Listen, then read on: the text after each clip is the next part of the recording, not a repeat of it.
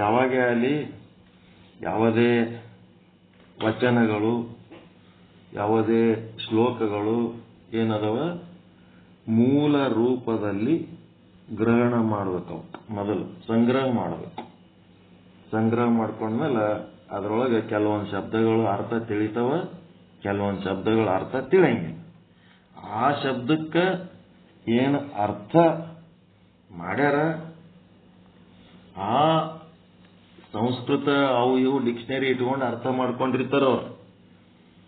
ಅವು ಆ ಅರ್ಥಗಳನ್ನು ಮಾತ್ರ ಗ್ರಹಿಸಿ ನಿಮ್ಮ ಬುದ್ಧಿ ಏನು ಕಡಿಮಿಲ್ಲ, ನೀವೇನು ಯಾವ ಬ್ರಹ್ಮರ್ಷಿಗಳಿಗಿಂತ ಕಡಿಮಿಲ್ಲ, ಎಲ್ಲ ಬ್ರಹ್ಮಜ್ಞಾನ ನಿಮ್ಮಲ್ಲಿ ಆದ. ನಿಮ್ಮ ಬುದ್ಧಿ, ನಿಮ್ಮ ಅರಿವು, ನಿಮ್ಮ ಒಂದು ಸ್ಟ್ಯಾಂಡರ್ಡ್ ಅಂತ ಏನದಲ್ಲ ಅದರ ಪ್ರಕಾರ ನೀವು ಅದನ್ನು ವಿಶ್ಲೇಷಣೆ ಮಾಡಬೇಕೇ ಹೊರತು ಯಾರ್ಯಾರು ಬರೆದಿಟ್ಟು ವಿಶ್ಲೇಷಣೆ ಯಥಾವತ್ತಾಗಿ ಅಲ್ಲಿ ಬರೆದು ತಂದು ಇಲ್ಲಿ ಹೇಳಬೇಕಾದ್ರೆ ನಿಮ್ಮದು ಏನು ಮಾಡಿದಂಗಾಯ್ತು. ಅದಕ್ಕೆ ನಿಮ್ಮದನ್ನು ಅದರೊಳಗೆ ತಗೊಂಡು ಸೆಪರೇಟ್ ನೋಟ್ಸ್ ಮಾಡ್ಕೊಳ್ರಿ. ಪೆನ್ನು ಕಾಪಿ ತಗೊಂಡು ಸೆಪರೇಟ್ ನೋಟ್ಸ್ ಮಾಡ್ಕೊಳ್ರಿ. ಸೀದಾ ಬುಕ್ ಹಿಡ್ಕೊಂಡು ಕೂತ್ ಇಲ್ಲಿ ಸೀದಾ ಬಂದು ಇಲ್ಲೇ ಓದಂತ ಹಚ್ಚಕ್ಕೆ ಇಲ್ಲೇ ಓದಿದ್ರೆ ಅದರೊಳಗಿಂದು ವಿಶ್ಲೇಷಣೆಕಾರರು ಏನಾರ ಗದ್ದಲ ಮಾಡಿದ್ರು ಅಂತಂದ್ರೆ ಏನಾಗ್ತದ, ನಿಮ್ಮ ಬುದ್ಧಿಗೆ ಹಿಡಿತಾನ ಅಲ್ಲಿ ಪ್ರಕಟ ಆಗ್ತದೆ. ಇದು ಅಲ್ಲಿ ಯಾರ್ದೋ ಬರ್ದದ್ದು ಓದ್ಲಕತ್ತಾನ ಅಂತ ಹೇಳಕ್ಕೆ ಇವರು ಏನು ತಿಳ್ಕೊಂಡಿಲ್ಲ, ಯಾವ್ದು ಓದ್ತಾರ ನೋಡಪ್ಪ ಅನ್ನಿಸ್ತದ. ನಿಮ್ಮ ಸ್ವಂತ ನೋಟ್ಸ್ ಮಾಡ್ರಿ. ನಿಮ್ಮ ಸ್ವಾನುಭಾವದಿಂದ ನೋಟ್ಸ್ ಮಾಡಿ ಎರಡು ಸಾಲು ಬರ್ಕೊಂಬರ್ರಿ. ಎರಡೇ ಸಾಲಿಂದ ವಿಶ್ಲೇಷಣೆ ಮಾಡ್ರಿ ಸಾಕು. ಏನು ಬಹಳ ಪೂರ ಶ್ಲೋಕ ಪೂರ ವಚನ ಬರೆಯೋದು ಬೇಕಾಗಿಲ್ಲ.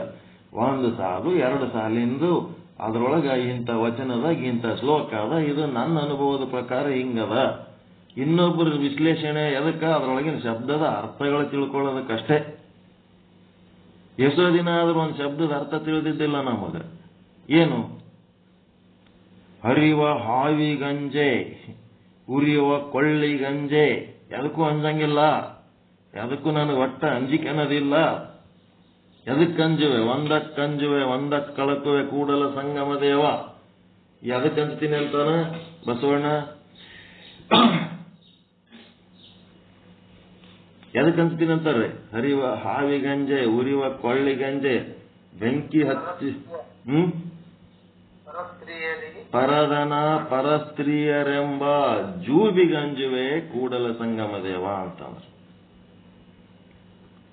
ಪರದನ ಪರಸ್ತ್ರೀಯರ ಜೂಬಿಗಂಜುವೆ ಕೂಡಲ ಸಂಗಮ ದೇವ ಅಂತಂದ್ರ ಅದು ಜೂಬ್ ಅಂದ್ರೆ ಏನ್ ತಿಳ್ಕೊಂಡಿರಿ?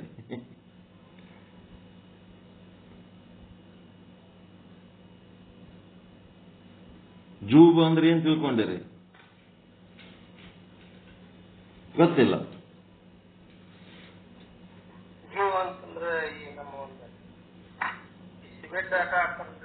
ಏನ್ರಿ?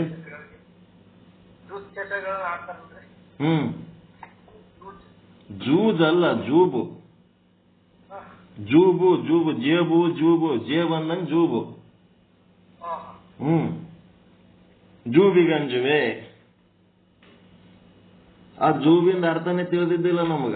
ಎಲ್ಲಾದ್ರೂ ತಿಳಿದಿದ್ದಲ್ಲ. ಒಂದ್ ಕಡೆ ಸಿಕ್ತದ್ರ ಅರ್ಥ ಏನು? ಕಂಬಳಿ ಹುಳ ಅಂತ ಜೂಬು. ಕಂಬಳಿ ಹುಳ ಹೆಂಗಿರ್ತದ? ಮೈ ತುಂಬ ಸಾವಿರಾರು ಕಾಲು ಇರ್ತಾವಿಲ್ಲ, ಮುಳ್ಳು ಇರ್ತಾವಿಲ್ಲ ಅದ್ರ ಮೈ ತುಂಬ. ಕಂಬಳಿ ಹುಳ ನೋಡಿರ ಇಲ್ಲ? ಕೂದ್ಲ ಅಂದ್ರ ಬತ್ತು, ಕಾಲ್ ಅಂದ್ರ ಬತ್ತ. ಆ ಕೂದಲಿಂತಾನೆ ಇದು ಮಾಡ್ತಾವ. ಮೈ ತುಂಬ ಅದು ಮುಳ್ಳು ಇರ್ತದ. ಅದೇನಾರ ಬನಿಯಿಂದಾಗ ಅಂಡ್ರರ್ನಾಗ ಹೊಕ್ಕೋತಂದ್ರೆ ಏನಾಗ್ತದ ಪರಿಸ್ಥಿತಿ? ಹಂಗ ಅದು ಕೆರೆದ ಮಾಡ್ತದಪ್ಪ. ಅಂತದ್ ಏನಾರ ತಲೆಯಾಗ ಹೊಕ್ಕೋತಂದ್ರ ಅಂತ ಅದಕ್ಕೆ ಜೂಬ್ ಅಂದಾರ. ಹಿಂಗ ಅರ್ಥ ಮಾಡ್ಕೊಳ್ಳೋದಕ್ಕ ನಿಮಗ ಯಾವ ಸರಿಯಾಗಿ ಅರ್ಥ ಆಗಿಲ್ಲ ಅವು ಹಂಗೆ ಕಂಟಿನ್ಯೂ ಇರ್ಬೇಕು ಒಳಗೆ ಚಿಂತನೆಗಳು. ಎಲ್ಲ ಒಂದ್ ಕಡೆ ಸಿಕ್ತಂದ್ರ ಬರಬ್ಬರಿ ಆಯ್ತು ನೋಡಪ್ಪ, ಇದು ಅರ್ಥ ಸಿಕ್ತತ್, ನಿಮಗ ಆನಂದ ಆಗ್ಬೇಕು. ಆಮೇಲೆ ಇನ್ನೊಬ್ರಿಗೆ ಆಗ್ಬೇಕು. ನೀವು ಅಲ್ಲಿರ್ತಂದು ಯಾರೋ ಬರೆದದ್ದು ಯಾರಿಗೋ ಹೇಳ್ತೀನಿ ಅಂತಂದ್ರ ಏನಾಗ್ತದ ಅಂದ್ರೆ ನಿಮ್ಮದು ಮಕ್ಕೊಂಡ್ಬಿಡ್ತದ. ನಿಮ್ಮದೇ ಒಂದು ಪ್ರತಿಭೆ, ನಿಮ್ಮದೇ ಆದ ವಿಮರ್ಶಾ ಶಕ್ತಿ ಏನದ ಅದೇನ್ ನನ್ಗೇನ್ ಕೆಲಸನೇ ಇಲ್ಲತ್ತ ಮಕ್ಕೊಂಡ್ಬಿಡ್ತದ. ನಿಮ್ಮ ಒಳಗಿನ ವಿಮರ್ಶಾ ಶಕ್ತಿ ಕೆಲಸ ಮಾಡಬೇಕು ಅಂತಂದ್ರೆ ನೀವು ಆ ಬುಕ್ ಹಿಡಿಯೋದು ಬಿಡ್ಬೇಕು. ನಿಮ್ಮದು ಸಪರೇಟ್ ಪೆನ್ನ ಕಾಪಿ ತಗೊಂಡು ಒಂದು 4 ಸಾಲು ಬರೆಯೋದು ಕಲಿಬೇಕು. ಅದು ಬರೆದು ನಿಮ್ಮ ಅನುಭವದಿಂದ ಹೇಳ್ಬೇಕು. ಅದು ಅನುಭವದಿಂದ ಹೇಳುವಾಗ ಈ ಬುಕ್ ಓದಿನ್ರಿ, ಇದ್ರೊಳಗೆ ಈ ರೀತಿ ಕೊಟ್ಟಾರ, ಮತ್ತ ನಾನು ಇದು ಹಿಂಗ ಅನಿಸ್ಲಕತ್ತದ, ಹ್ಯಾಂಗ ನಿಮ್ಗೆ ತಿಳಿದು ನಿಮ್ಗೆ ಒಳಗೆ ಜಜ್ಮೆಂಟ್ ಬಂತು, ಜಸ್ಟಿಫಿಕೇಶನ್ ನಿಮ್ಮೊಳಗೆ ಆಯ್ತು ಅಂತಂದ್ರೆ ನೀವು ಬರೆದು ಬಿಡ್ಬೇಕು. ನಿಮ್ಗೆ ಜಸ್ಟಿಫಿಕೇಶನ್ ಸಿಗಲಿಲ್ಲ, ಇದು ಹಿಂಗೆ ಹೇಳಿದ್ರೆ ನನಗೆ ಯಾಕೋ ಸರಿ ಅನಿಸ್ತಾ ಇಲ್ಲ, ಅದ್ರಾಗ ಬರೆದದ್ದು ಸರಿ ಅನ್ಸಲ್ದು, ನನಗೂ ಇದು ಏನು ಸರಿಯಾಗಿ ತಿಳಿತಾ ಇಲ್ಲ ಅಂತಂದ್ರೆ ಹಿಂದೆ ತಿಳಿದವ್ರು ಒಬ್ರು ಯಾರ್ಯಾರು ಇರ್ತಾರಲ್ಲ ಅವ್ರಿಗೆ ಕೇಳ್ಬೇಕು. ಕೇಳಿ ಅದನ್ನ ಗಟ್ಟಿಯಾಗಿ ತಿಳ್ಕೊಂಡ್ರೆ ಒಟ್ಟ ನಿಸ್ಸಂಶಯವಾಗಿ ತಿಳಿತು ಅಂದ್ರೆ ನಿಮ್ಗೆ ಅಲ್ಲಿ ಪರಮಾನಂದ ಮೋಕ್ಷನೆ ಉಂಟಾಗಿರ್ತದೆ. ಆವಾಗ ನೀವು ಅದನ್ನ ನಿಮ್ ನೋಟ್ಸ್ನಾಗ ಬರ್ಕೊಂಡು ಹೇಳಂಗಾಗಬೇಕು. ಹೇಳ್ರಿ ಅನ್ನ ಎಲ್ಲಿದ ಬುಕ್ ತರ್ತೀರಿ, ಯಾರಿಗೋ ಓದ್ಲಕ್ ಕೇಳ್ತೀರಿ. ನಿಮ್ಮ ಸ್ವಾನುಭಾವ ಶೂನ್ಯವಾದಂಥದ್ದು, ನಿಮ್ ಸರ್ಕಸ್ ಏನೇನು ಇಲ್ಲ. ಹಂಗಾದ್ರೆ ಉಪಯೋಗ ಇಲ್ಲವು. ಎಲ್ಲಿಗೆ ಹೋಗ್ಬೇಕು, ಆ ಬುಕ್ ನೋಡಿ ನೋಟ್ಸ್ ತಯಾರಾಗಬೇಕು. ನೋಟ್ಸ್ ತಯಾರಾದ್ಮೇಲೂ ಸಹಿತ ನೋಟ್ಸ್ ಓದ್ಕೊತ್ ಕೂತ್ರು ಒಂದು 4 ಸಾಲು ಓದೋದ್ರಾಗೆ ಏನಾಗಬೇಕು, ನಿಮ್ ಸ್ವಾನುಭವದ ಪಾಠ ಶುರು ಆಗ್ಬೇಕು. ನಿಮ್ ನೋಟ್ಸ್ ಓದ್ಬೇಕಾದ್ರೂ ಪೂರ ಫಸ್ಟಿಂದ ಲಾಸ್ಟಿನ ತನಕ ಬುಕ್ ಓದೋದಂಗ ನೋಟ್ಸ್ ಓದೋದಲ್ಲ, ನಿಮ್ ಒಳಗಿನ ಸ್ವಾನುಭವದ ಹಕ್ಕಿ ರೆಕ್ಕೆ ಬೀಚ್ ಹಾರ್ಬೇಕು. ಹಂಗಾಗಬೇಕು. ಹೆಂಗಾಗಬೇಕು ಅಂತೇಳಿ ಹಿಂಗ ಆಗ್ಬೇಕು ಅಂತ ನಾನು ಹೇಳ್ತೀನಿ. ಹೇಳಿದಾಗ ನೀವೇನ್ ಮಾಡ್ಬೇಕು, ನಾನು ಇವ್ರು ಹೇಳ್ದಂಗ ಆಗಬೇಕು ಅಂತ ನಿಮ್ಮೊಳಗೆ ಸಂಕಲ್ಪ ಬರ್ಬೇಕು. ಅವ್ರೇನ್ ಹೇಳಕತ್ತಾರ ಗುರುಗಳು, ಅದ್ರಂಗ ನಾನು ಆಗ್ಬೇಕು ಅನ್ನೋ ಸಂಕಲ್ಪ ಬರ್ಬೇಕು. ಅದು ಬಿಟ್ಟಿಗೆ ನಿಮ್ಗೇನ್ರಿ ಬೇಕಾದಷ್ಟು ಬುಕ್ ಓದ್ಕೊಂಡಿರಿ, ನಿಮ್ಗೆಲ್ಲ ಹೇಳಕ್ ಬರ್ತದ, ನಿಮ್ಗೆಲ್ಲ ಗೊತ್ತದ, ನಮ್ಗೆ ಯಾಕೆ ಈಗ ಚಾಲು ಮಾಡೀವಿ ನಾವು, ರಿಟೈರ್ ಆಗಿ ಮುದುಕರಾಗಿ 65 ದಾಟಿ 70 80 ತನ ಹೋಗಿ ಈಗ ಚಾಲು ಮಾಡಿರಿ ಅಂತ ನಿಮ್ಗೆ ಯಾರು ಓದ್ಬೇಡ ಅಂದಾರ, ಬರಿಬೇಡ ಅಂದಾರ. ಇವತ್ತನ್ನು ತಗೊಂಡು ಕೂತು ಓದ್ರಿ, ನಮ್ಮಂಗ ಆರಿ, ನಮ್ಕಿಂತ ಮ್ಯಾಲ ಹೋರಿ, ನಮ್ಮನ್ನ ಕೆಲ್ಸಕ್ಕೆ ಬರ್ಲಾರ್ದವ್ರನ್ನಂಗ ರದ್ದಿ ಮಾಡ್ರಿ, ನೀವೇ ಸುದ್ದಿ ಆರ್ರಿ. ನಿಮ್ಗೆ ಮಾಡಬೇಡ ಯಾರು ಅಂತಾರ? ಕುಂತು ಮಾಡ್ಲಿಕ್ಕೆ ತಯಾರಿಲ್ಲ. ಕುಂತು ಮಾಡಿದ್ರೆ ಏನೆಲ್ಲ ಆಗ್ತದೆ, ಅದಕ್ಕೆ ಟೈಮ್ ಕೊಡಬೇಕು. ನಿಮ್ಮೊಳಗಿನ ಸ್ವಾನುಭಾವವನ್ನ ಹೊರಗೆ ತೆಗಿಲಕ್ಕ ಮಾಡೋ ಪ್ರಯತ್ನ ಅದು ಪ್ರೈಮರಿ ಕೆಲಸ, ಅದು ಫಸ್ಟ್ ಕೆಲಸ, ಅದು ಮಾಡಲೇಬೇಕು. ಅದು ಬಿಟ್ಟು ಉಳಿದದ್ದೆಲ್ಲ ಎಲ್ಲೆಲ್ಲಿದ ಒಳಗೆ ಹಾಕೊಳಕ್ ಹೋಗ್ತೀವಿ, ನಮ್ಮ ಒಳಗಿಂದ ಹೊರಗೆ ತೆಗಿಯಂಗಿಲ್ಲ. ನಾವು ಹಿಂಗೆ ಎಲ್ಲಿದರೆ ತಗೊಂಡು ಯಾರಿಗಾರ ಹೇಳಿ ಯಾಕಡೆ ಓದ್ತೀವಿ ಅಂತಂದ್ರೆ ಅದೇನಾಗಬೇಕು, ಅದೇ ಆತು. ಎಲ್ಲಿಗೆ ಬರ್ಬೇಕು ಅಲ್ಲಿಗೆ ಬರ್ತದೆ. ನಿಮ್ಮೊಳಗಿನ ಸ್ವಾನುಭಾವ, ನಿಮ್ಮೊಳಗಿನ ಅವನಿಗೆ ಹೊರಗೆ ಬರ್ತಾರೆ, ಜಕ್ಕೊಂಬರ್ಬೇಕು ಅವನಿಗೆ.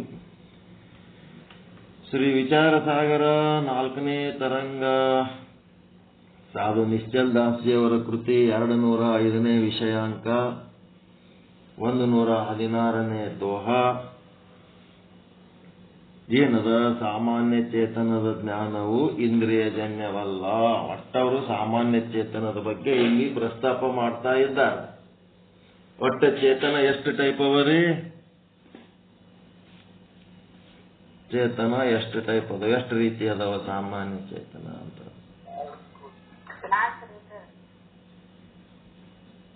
ಒಂದು ವರ್ಗ ಬ್ರಹ್ಮಾಂಡ ವ್ಯಾಪಕವಾದಂಥದ್ದು ಕೂಟಸ್ಥ ಚೇತನ, ಇದು ಬ್ರಹ್ಮಚೇತನ.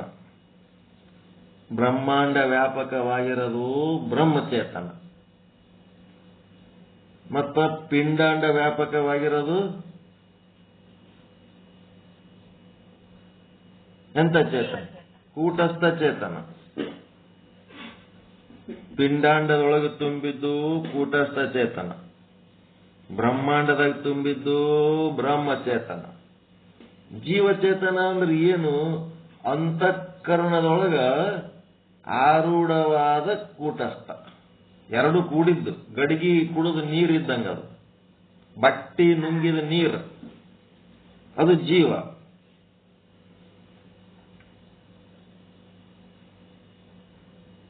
ಇಲ್ಲಿ ಈಶ್ವರಂದು ಅಂತಃಕರಣ ಯಾವುದು? ಹಿರಣ್ಯ ಗರ್ಭ ಅದಲ್ಲ. ಆ ಹಿರಣ್ಯ ಗರ್ಭ ಅದರೊಳಗೆ ಆರೂಢವಾದಂತ ಬ್ರಹ್ಮಚೇತನ, ಅದು ಈಶ್ವರ. ಜೀವ ಈಶ್ವರರ ಸ್ಥಾನಮಾನಗಳು ಅಲ್ಲೇ ಅವ ಅಷ್ಟೇ. ಅಂತಃಕರಣ ಒಳಗಿದ್ದಾಗ ಅದು ಅಂತಃಕರಣ ಅನಿಸ್ಕೊತದ, ಹೊರಗಿದ್ದಾಗ ಏನು ಅನಿಸ್ಕೊತದ? ಹಿರಣ್ಯ ಗರ್ಭ ಅನಿಸ್ಕೊತದ. ಆ ಹಿರಣ್ಯ ಗರ್ಭದ ಒಳಗ ಆರೂಢವಾದಂತ ಹೊರಗಿಂದ ಬ್ರಹ್ಮಚೇತನ ಅದು ಏನದು, ಅದು ಈಶ್ವರ ಅನಿಸ್ಕೊತದ. ಇಲ್ಲಿ ಒಳಗ ಆರೂಢವಾದಂತ ಚೇತನ ಅಂತಃಕರಣದೊಳಗ ಅದು ಜೀವ ಅನಿಸ್ಕೊತದ. ಈಗ ಒಂದೇ ಚೇತನ ಏನಾಗ್ಯದ, ಬ್ರಹ್ಮಾಂಡದಲ್ಲಿ ಬ್ರಹ್ಮಚೇತನ ಆಗ್ಯದ, ಪಿಂಡಾಂಡದೊಳಗ ಕೂಟಸ್ಥ ಚೇತನ. ಈಗ ಇವ್ರು ಏನ್ ಹೇಳಕತ್ತಾರ, ವೃತ್ತಿ ಹೊರಗೆ ಹೋಗ್ತದ, ಅಂತಃಕರಣದೊಳಗಿದ್ದಾಗ ಪ್ರಮಾತ ಚೇತನ ಅಂತಾರ. ಆ ಪ್ರಮಾತ ಚೇತನ ಪ್ರಮಾಣದಿಂದ ಅಂದ್ರ ಇಂದ್ರಿಯದಿಂದ ಹೊರಗೆ ಬಂದು ವೃತ್ತಿ ಅನಿಸ್ಕೊತದ. ಆ ವೃತ್ತಿ ಒಳಗಿರೋದಕ್ಕ ಪ್ರಮಾಣ ಚೇತನ ಅಂತಾರ. ಮತ್ತೆ ಅದು ವೃತ್ತಿ ಹೋಗಿ ಆ ವಿಷಯ ವಸ್ತುವಿನ ಆಕಾರ ತಾಳದಾಗ ಪ್ರಮಾಚೇತನ ಅಂತಾರ. ಆ ಪ್ರಮಾಚೇತನ ಆ ವೃತ್ತಿ ವಿಷಯಾಕಾರ ತಾಳಿದ ವೃತ್ತಿಯೊಳಗೆ ಆರೂಢವಾದ ಚೇತನ ಪ್ರಮಾಚೇತನ. ಮತ್ತೆ ಹೊರಗಿರುವ ಘಟಾದಿ ವಸ್ತುಗಳು ಏನದವ, ಘಟಪಟಾದಿ ವಸ್ತುಗಳದವ, ಆ ಎಲ್ಲಾ ವಸ್ತುಗಳೊಳಗಿರುವಂತ ಉಪಹಿತ ಚೇತನಕ್ಕ ವಿಷಯ ಉಪಹಿತ ಚೇತನ ಅಥವಾ ಪ್ರಮೇಯ ಚೇತನ ಅಂತಾರ. ಯಾವಾಗ ಈ ಚೇತನ ಹೋಗಿ ಆ ಚೇತನವನ್ನು ಸಂಗಮಿಸಿದಾಗ ಆ ಘಟಾಚೇತನ ಉಳಿದು ಹೋಗಿ ಏನಾಗ್ಬಿಡ್ತದ, ಅದು ಏನಾಗ್ತದ, ನಿಮ್ಮ ಪ್ರಮಾಚೇತನನೇ ಆಗಿ ಪರಿವರ್ತನೆ ಆಗ್ಬಿಡ್ತದ. ಅವು ಎರಡು ಚೇತನಗಳು ಕಲ್ತು ಬಿಡ್ತಾವ. ಘಟದೊಳಗಿರುವ ಘಟ ಉಪಹಿತ ಚೇತನ ಪ್ರಮೇಯ ಚೇತನ ಮತ್ತು ಪ್ರಮಾಚೇತನ ವಿಷಯಾಕಾರ ತಾಳಿದ ಪ್ರಮಾಣ ಚೇತನ ಹೋಗಿ ಮುಂದಿಗೆ ಪ್ರಮಾಚೇತನ ಆಗ್ಯದ. ಪ್ರಮಾಣ ಚೇತನ ಅಂದ್ರೆ ಏನೋ ಆಕಾರ ತಾಳಲಾರದ್ದು, ಆಕಾರ ತಾಳೇದೀಗ ಹೋಗಿ ಆವರಣ ಭಂಗ ಮಾಡ್ಯದ. ಭಂಗ ಮಾಡಿದಾಗ ಪ್ರಮಾಚೇತನ ಆಯ್ತದು. ಪ್ರಮಾಚೇತನದೊಳಗೆ ಆರೂಢವಾದ ಚೇತನ ಮತ್ತು ವಿಷಯ ಘಟಾದಿ ವಿಷಯಗಳಲ್ಲಿ ಒಳಗಿರುವಂತ ಚೇತನ, ಅದರೊಳಗೆ ಆರೂಢವಾದ ಚೇತನ, ಎರಡೂ ಚೇತನಗಳು ಅಂತಂದ್ರೆ ಪ್ರಮೇಯ ಚೇತನ ಮತ್ತು ಪ್ರಮಾಚೇತನ ಎರಡೂ ಚೇತನಗಳು ಸಂಗಮ ಆದಾಗ ಅಲ್ಲೇನಾಗ್ತದ, ಆವರಣ ಭಂಗ ಆಗಿ ಅವನ್ಯಾರು ಆವಾಸ ಇದು ಘಟ ಅಂತೇಳಿ ಗುರುತಿಸ್ತಾನ ಅಂತ ಇದು ನಿಮಗೆ ಗೊತ್ತು. ಇದು ಗೊತ್ತಾದ್ಮೇಲೆ ಏನಾರ ನಿಮ್ಗೆ ಅನುಭವ ಆಗ್ಯದ ಒಂದ್ ಸ್ವಲ್ಪರೇ, ಇದು ಒಂದು 100 ಸಾರಿ ಗೊತ್ತಾಗ್ಯದ ನಿಮ್ಗೆ.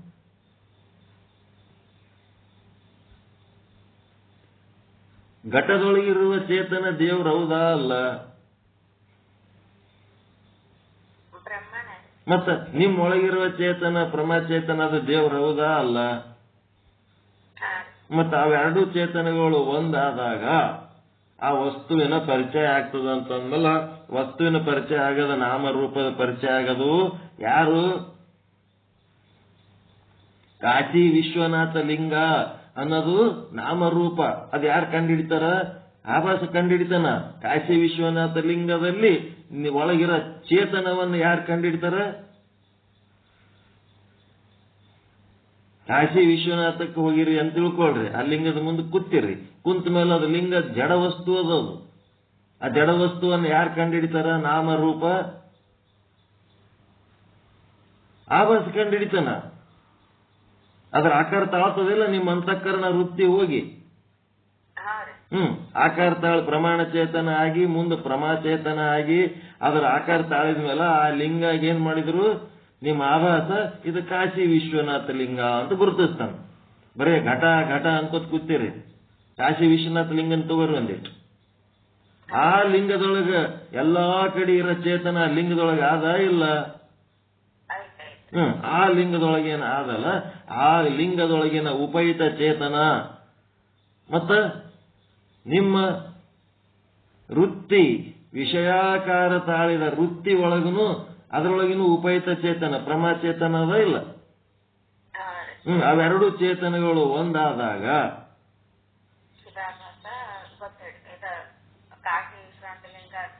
ಕಾಶಿ ವಿಶ್ವನಾಥ್ ಲಿಂಗ ಅಂತ ಗುರುತು ಹಿಡಿಯೋದು ಅಷ್ಟರ ಮಟ್ಟಿಗೆ ಕುಂತದ ಹೊರತು ಅಲ್ಲಿ ಹೋಗಿ ಈ ಚೇತನಗಳು ಎರಡು ಒಂದಾಗ್ಯಾವತ್ತು ಯಾವನಿಗೆ ಅರ್ಥ ಆಗ್ಯದ? ಆ ಚೇತನದ ವ್ಯವಹಾರದ ಬಗ್ಗೆ ಪ್ರಜ್ಞೆ ಅದ ಒಂದಿತ್ತು.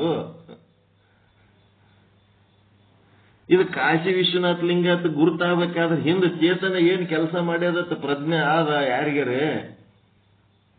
ಅಲ್ಲಿ ದರ್ಶನ ತಗೊಂಡವ್ರಿಗೆ ಯಾರಿಗಾರ ಅದ ಏನ್ರಿ? ಏನೇನು ಇಲ್ಲ. ಕೇವಲ ಈ ತತ್ವಜ್ಞಾನ ಯಾರು ತಿಳ್ಕೊತಾರೆ? ಇವ್ರಿಗೆ ಅಷ್ಟೇ ಗೊತ್ತದ.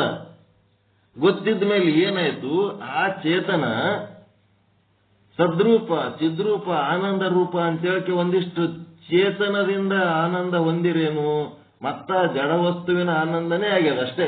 ಅಲ್ಲಿ ಹೋಗಿದ್ದೇವ್ರಿ, ಕಾಶಿಗೆ ಹೋಗಿದ್ದೇವ್ರಿ, ಕಾಶಿಗೆ ಹೋಗಿವಿ ಬಂದೀವಿ ಅಂತೇಳಿ ಅಲ್ಲಿ ಒಂದೆರಡು ಬೋಂದೆ ದುಂಡಿ ತಂದು ಊರ್ ಮಂದಿಗೆ ಹಂಚಿ ದೇವ್ರಿಗೆ ಕರ್ಕೊಂಡ್ ಬಂದಿದ್ದೇವು, ದೇವ್ರಿಗೆ ಕಳಿಸಿಬಿಟ್ಟ, ಮುಗಿತು. ಈ ಚೇತನದ ಪ್ರಜ್ಞೆ ಹೊರ ಜಗತ್ತಿನೊಳಗ ಬರೇ ಕಾಶಿ ವಿಶ್ವನಾಥ ಲಿಂಗ ಒಂದೇ ಅಲ್ಲ, ಎಲ್ಲ ಘಟ ಪಟಾದಿಗಳು ಏನೆಲ್ಲ ನೋಡ್ತಿರಲ್ಲ ಅದೆಲ್ಲ ನೋಡೋದಕ್ಕ ಅದರಿಂದ ಅಪ್ಪ ಚೇತನ ನೀ ನದಿ ಅಂತೇಳಿ ಇದೆಲ್ಲ ನನಗೆ ಕಾಣ್ಲಕತ್ತದಪ್ಪ, ಇದು ನನ್ನ ಅನುಭವಕ್ಕೆ ಬರ್ಲಕತ್ತದಪ್ಪ ಅಂತೇಳಿ ಅದ್ರ ಬಗ್ಗೆ ಏನಾರ ಒಂದಿಟ್ಟು ಉಪಕಾರ ಸ್ಮರಣೆ, ಅದ್ರ ಬಗ್ಗೆ ಒಂದಿಟ್ಟು ಏನಾರ ಅರಿವು,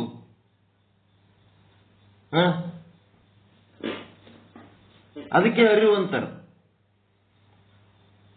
ಎಲ್ಲ ವಸ್ತುಗಳು ನೋಡ್ತೀರಿ, ನೋಡೋ ಸಮಯದಲ್ಲಿ ಆ ವಸ್ತುಗಳ ಹಿಂದಿರುವಂತ ಚೇತನ, ಆ ವಸ್ತುಗಳ ಒಳಗಿರೋ ಚೇತನ, ನಮ್ಮೊಳಗಿರೋ ಚೇತನ ಎರಡು ಕೂಡಿ ಅಲ್ಲಿ ಸಂಗಮ ಆದಾಗ ಈ ವಸ್ತು ನನಗೆ ನೋಡ್ಲಕ್ ಸಾಧ್ಯ ಆಯ್ತು, ಈ ವಸ್ತು ಮುಟ್ಲಕ್ ಸಾಧ್ಯ ಆಯ್ತು, ಈ ವಸ್ತು ಮೂಸಿಸ್ಲಕ್ ಸಾಧ್ಯ ಆಯ್ತು ಅಂತೇಳಿ ಪ್ರತಿ ಸಲ ನಿಮ್ಮದು ಏನೇನು ವ್ಯವಹಾರಗಳಾಗ್ತವ ಆ ವ್ಯವಹಾರ ಆದಾಗ ಪ್ರತಿ ಸಲ ನೀವೇನ್ ಮಾಡ್ಬೇಕು, ಆ ಪರಮಾತ್ಮನಿಗೆ ಒಂದು ಧನ್ಯವಾದ ಹೇಳ್ಬೇಕಾ ಬೇಡ? ನೀವು ಆಭಾಸನ ಸ್ಥಿತಿ ಒಳಗಿದ್ರೆ ಏನಾಗಬೇಕು, ಪರಮಾತ್ಮನಿಗೆ ಒಂದು ಧನ್ಯವಾದ. ನೀವು ಕೂಟಸ್ಥನ ಸ್ಥಿತಿ ಒಳಗೆ ಹೋಗಿದ್ದೀರಂದ್ರೆ ಆನಂದ ಆಗಬೇಕು, ಆನಂದ ಆಗ್ಬೇಕು. ಆನಂದ ಆಯ್ತು ಅಂತಂದ್ರೆ ನೀವು ಕಾಶಿಗೆ ಹೋಗೋ ಅವಶ್ಯಕತೆನೇ ಇಲ್ಲ, ಇಲ್ಲೇ ಕೂತಲ್ಲೇ ಆನಂದ ಆಗ್ತದ. ಎಲ್ಲಿದ್ರೆ ಅಲ್ಲೇ ಆನಂದದ.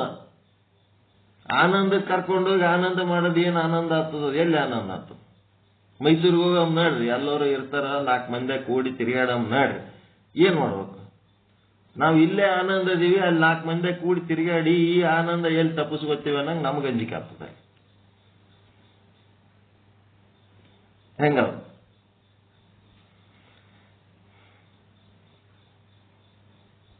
ಆನಂದ ಆನಂದ ಆನಂದ ಆ ಚೈತನ್ಯದ ಪ್ರಜ್ಞೆ ಒಳಗೆ ಇದ್ದು ನಾವು ಆನಂದ ಹೊಂದೋದು ಮುಖ್ಯ ಆದ ಹೊರತು ಈ ಮಂದಿ ಸಂಖ್ಯೆ, ಊರು, ದೇಶ, ಭಾಷೆ, ಜನ ಇವೆಲ್ಲ ಸಂಬಂಧ ಇಲ್ಲ, ಇವೆಲ್ಲ ಸಂಬಂಧ ಇಲ್ಲ. ಕೊಟ್ಟಿಗೆ ಇದು, ಕೊಟ್ಟಿಗೆಗ ಏನ್ ಮಾಡಿದ್ರು ಅಷ್ಟೇ ಅದ. ನಿಮ್ಮೊಳಗೆ ನೀವು ಕೂತು ಆನಂದ ಮಾಡಿದ್ರೆ ಲೆಕ್ಕ, ಉಳಿದು ಎಲ್ಲ ಓಸು ಯಾರು ಆನಂದ ಪಡ್ತಾರೋ ಅವರಿಗೆ ಲೆಕ್ಕ.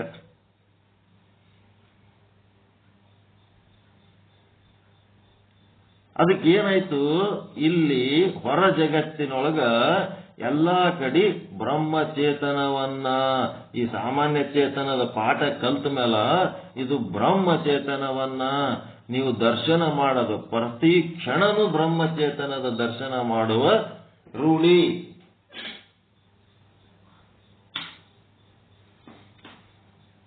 ಹೆಂಗ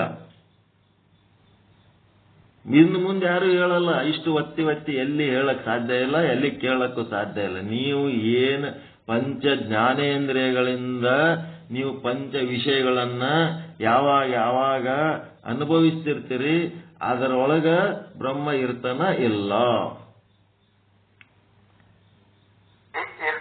ಮತ್ತ ನೀವು ನಿಮ್ಮ ಅನುಭವಿಸುವವರ ಒಳಗನು ಬ್ರಹ್ಮ ಇರ್ತಾನ ಇಲ್ಲ. ನಿಮ್ಮ ಒಳಗ ಬ್ರಹ್ಮ ಇರೋ ವಿಷಯ ಮುಂದಿನ ಭಾಗದಾಗ ಹೇಳ್ತಾರ ಅವ್ರು, ಕೂಟಸ್ಥನ ವಿಷಯ ಸೆಕೆಂಡ್ ಪಾರ್ಟ್. ಈಗ ಫಸ್ಟ್ ಪಾರ್ಟ್ನೊಳಗೆ ಏನ್ ಹೇಳಕತ್ತಾರ, ಹೊರಗ ಬ್ರಹ್ಮ ಹೆಂಗ್ ನೋಡ್ಬೇಕು, ಹೊರಗ ಬ್ರಹ್ಮ ಇರ್ತಾನೆ. ವಿಷಯ ಉಪಹಿತ ಚೇತನ, ವಿಷಯ ಅಂತಂದ್ರೆ ಘಟ. ಜಗತ್ತಿನೊಳಗೆ ಎಷ್ಟು ವಸ್ತುಗಳದವ, ಎಷ್ಟು ಜ್ಯೋತಿರ್ಲಿಂಗಗಳದವ, ಎಷ್ಟು ದೇವರ ಮೂರ್ತಿಗಳದವ, ಎಲ್ಲದರದ್ದು ರೆಪ್ರೆಸೆಂಟೇಟಿವ್ ಘಟ. ಬ್ರಹ್ಮಜ್ಞಾನದೊಳಗ ಯಾವ ಮೂರ್ತಿನೂ ನೆನಪು ಬರಲ್ಲ. ನೀವು ಘಟ ಅಂದ್ರೆ ಗಡಿಗೆ ಒಂದೇ ನೆನಪು ಬರ್ತದ.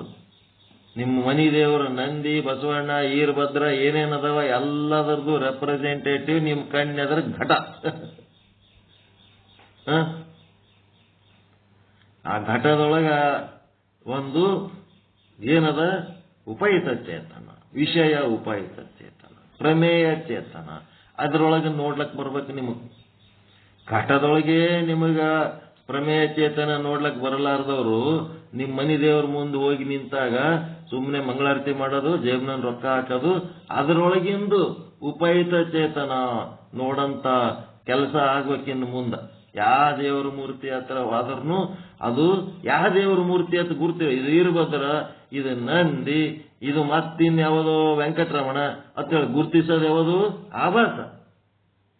ಅದರೊಳಗಿರುವಂತ ಉಪಹಿತ ಚೇತನ, ವಿಶ್ವವ್ಯಾಪಕವಾದ ಉಪಹಿತ ಚೇತನ, ಕಂಕರ್ ಮೇ ಶಂಕರ್ ಹೈ ಅಂತಾರಲ್ಲ, ಹಂಗ ಆ ಒಂದು ದೊಡ್ಡ ಚೇತನ ಆ ಮೂರ್ತಿ ಒಳಗನು ಆಗಲ್ಲ. ಆ ಮೂರ್ತಿ ಒಳಗ ಆ ಚೇತನದ ದರ್ಶನ ಮಾಡ್ಕೋಬೇಕು. ಆ ಮೂರ್ತಿ ಒಳಗೆ ಚೇತನದ ದರ್ಶನ ಮಾಡ್ಕೋಬೇಕು. ಆ ಮೂರ್ತಿ ಒಳಗೆ ಯಾಕೆ ಮಾಡ್ಕೋಬೇಕ್ರಿ ಅಂತಂದ್ರೆ, ರೂಢಿ ಮಾಡ್ಕೊರಪ್ಪ. ಒಂದ್ ಕಡೆ ಮೂರ್ತಿ ಒಳಗೆ ನೀನು ಚೇತನದ ದರ್ಶನ ಮಾಡ್ಕೊಳ್ಳೋದು ರೂಢಿ ಮಾಡ್ಕೊಂಡಿ ಅಂತಂದ್ರ ಗುಡ್ಡದ ಮೇಲಿನ ಕಲ್ಲಿನಾಗೂ ನಿನಗೆ ಚೇತನದ ದರ್ಶನ ಆಗ್ತದೆ. ಈ ಗುಡ್ಡದ ಮೇಲಿನ ಕಲ್ಲಿನಾಗ ನಿನಗೆ ಚೇತನದ ದರ್ಶನ ಮಾಡಂತಂದ್ರೆ ಅದು ಇಷ್ಟು ದೊಡ್ಡದ ಹೆಂಗ್ ನೋಡ್ಲಿ ಅಂತಿದೆ. ಅದ್ರ ಸಲುವಾಗಿ ನಾವೇನ್ ಮಾಡಿ ಸಣ್ಣದೊಂದು ಮೂರ್ತಿ ಮಾಡಿ ನಿನ್ನ ಕಣ್ಣಾಗ ಯಾವಾಗ ಎಷ್ಟು ನೋಡ್ಲಿಕ್ಕೆ ಸಾಧ್ಯದ ಅಷ್ಟೇ ಒಂದು ವಿಗ್ರಹ ಮಾಡಿ ಆ ವಿಗ್ರಹದೊಳಗೆ ಮೊದಲು ಅದ್ರೊಳಗಿಂದ ಚೇತನವನ್ನ ನೋಡೋದು ಕಲಿ.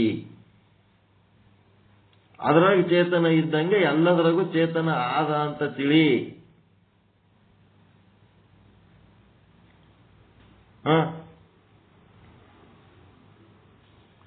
ಹೆಂಗದ್ರಿ? ಅಲ್ಲೇ ಯಾಕೆ ನೋಡ್ಬೇಕು ಅಂತಂದ್ರೆ, ಅಲ್ಲೇ ಯಾಕೆ ನೋಡ್ಬೇಕಂದ್ರೆ ನಿನ್ ಕೆಪಾಸಿಟಿ ತಕ್ಕಂತೆ ಒಂದು ಮೂರ್ತಿ ಮಾಡಿ, ಒಂದು ಗುಡಿ ಮಾಡಿ, ಒಂದ್ ಕಡೆ ದರ್ಶನ ಮಾಡಿಸಿ ಅದ್ರೊಳಗಿನ ಚೇತನದ ದರ್ಶನ ಮಾಡ್ಕೊಳ್ಳೋ ಉದ್ದೇಶಕ್ಕೆ ಅದನ್ನು ಕೊಟ್ಟಾರ. ಅದಕ್ಕೆ ಈಗ ಏನಾಗಬೇಕಪ್ಪ ಅಂದ್ರೆ, ಹೊರಗಿನ ವಸ್ತುಗಳನ್ನ ನೋಡುವಾಗ ನಿಮ್ಮದು ದೇವರಿರ್ಬೋದು, ಮನೆ ದೇವರಿರ್ಬೋದು, ಊರ್ ದೇವರಿರ್ಬೋದು, ಗ್ರಾಮ ದೇವತೆ ಇರ್ಬೋದು, ಮನೆಯಾಗಿನ ವಸ್ತುಗಳಿರ್ಬೋದು, ಏನೇ ಇರ್ಬೋದು, ಎಂಥದೇ ಇರ್ಬೋದು, ಎಲ್ಲ ವಸ್ತುಗಳಲ್ಲಿ ಆ ಒಂದು ಸರ್ವವ್ಯಾಪಕ ಚೇತನ 84 ಲಕ್ಷ ಜೀವರಾಶಿಗಳು ನಿಮ್ಮ ಕಣ್ಣೆದುರು ಕಂಡಾಗ ಸಹಿತ ಅದರೊಳಗೆ ಆ ಚೇತನ. ಜಡ ವಸ್ತುಗಳಿದ್ರೂ ಕೂಡ ಅದರೊಳಗೆ ಆ ಚೇತನ. ಪೃಥ್ವಿ, ಅಪ್ಪು, ತೇಜ, ಆಕಾಶ, ವಾಯು ಏನು ಅದರೊಳಗೂ ಆ ಚೇತನ. ಮತ್ತೆ ನಿಮಗೆ ತಿಳಿಲಾರದ ಅಜ್ಞಾನ ಅದಂದ್ರೆ ಅದರೊಳಗೂ ಆ ಚೇತನ. ಎಲ್ಲದರೊಳಗೂ ಆ ಚೇತನ. ಚೇತನ ತುಂಬಿ ತುಳುಕ್ಲಕ್ಕತ್ತದ. ನೀವು ಆ ವಸ್ತುಗಳನ್ನ ಗುರುತು ಹಿಡಿಯೋದು ಅಷ್ಟೇ ನಿಮ್ಮ ಕೆಲಸ ಅಲ್ಲ, ಆ ವಸ್ತುಗಳೊಳಗಿನ ಆ ಚೇತನವನ್ನ ಪರಿಗಣಿಸುವುದು ನಿಮ್ಮ ಕೆಲಸ. ಯಾಕಂದ್ರೆ ನೀವು ಬ್ರಹ್ಮಜ್ಞಾನಿಗಳು, ಬರೇ ಬ್ರಹ್ಮಜ್ಞಾನಿಗಳಲ್ಲ. ಬರೇ ಬ್ರಹ್ಮಜ್ಞಾನಿಗೆ ನಾಮರೂಪ ಅಷ್ಟೇ ಸಾಕು. ಬ್ರಹ್ಮಜ್ಞಾನಿಗೆ ಸತ್ಚಿತ್ ಆನಂದದ ಪ್ರಜ್ಞೆ ಬೇಕು. ಒಂದು ಚಾದ ಗ್ಲಾಸ್ ಹಿಡ್ಕೊಂಡು ಬಂದು ಕೊಡ್ಲಕತ್ತಾರಂತಂದ್ರ ಹೆಣತಿ ಅಷ್ಟೇ ನೋಡ್ತೀರಿ. ಆ ಹೆಣತಿ ಒಳಗಿಂದ ಚೇತನ ನೋಡಿರ ನೀವು? ಎಂದರೆ ಬಂದದಂತದ್ದು ಪ್ರಜ್ಞೆ. ಹೆಣತಿ ಚಾ ಮಾಡಿ ನೋಡ್ರಿ, ತಂದಿಡು, ಅಲ್ಲಿಡು, ತೋರ್ತೀನಿ ಆಮೇಲೆ. ನಿಮಗೆ ಚಾ ತಂದು ಮುಂದೆ ಕೊಟ್ಟದ್ದು ಅದು ಬ್ರಹ್ಮ ಹೌದಾ ಅಲ್ಲ?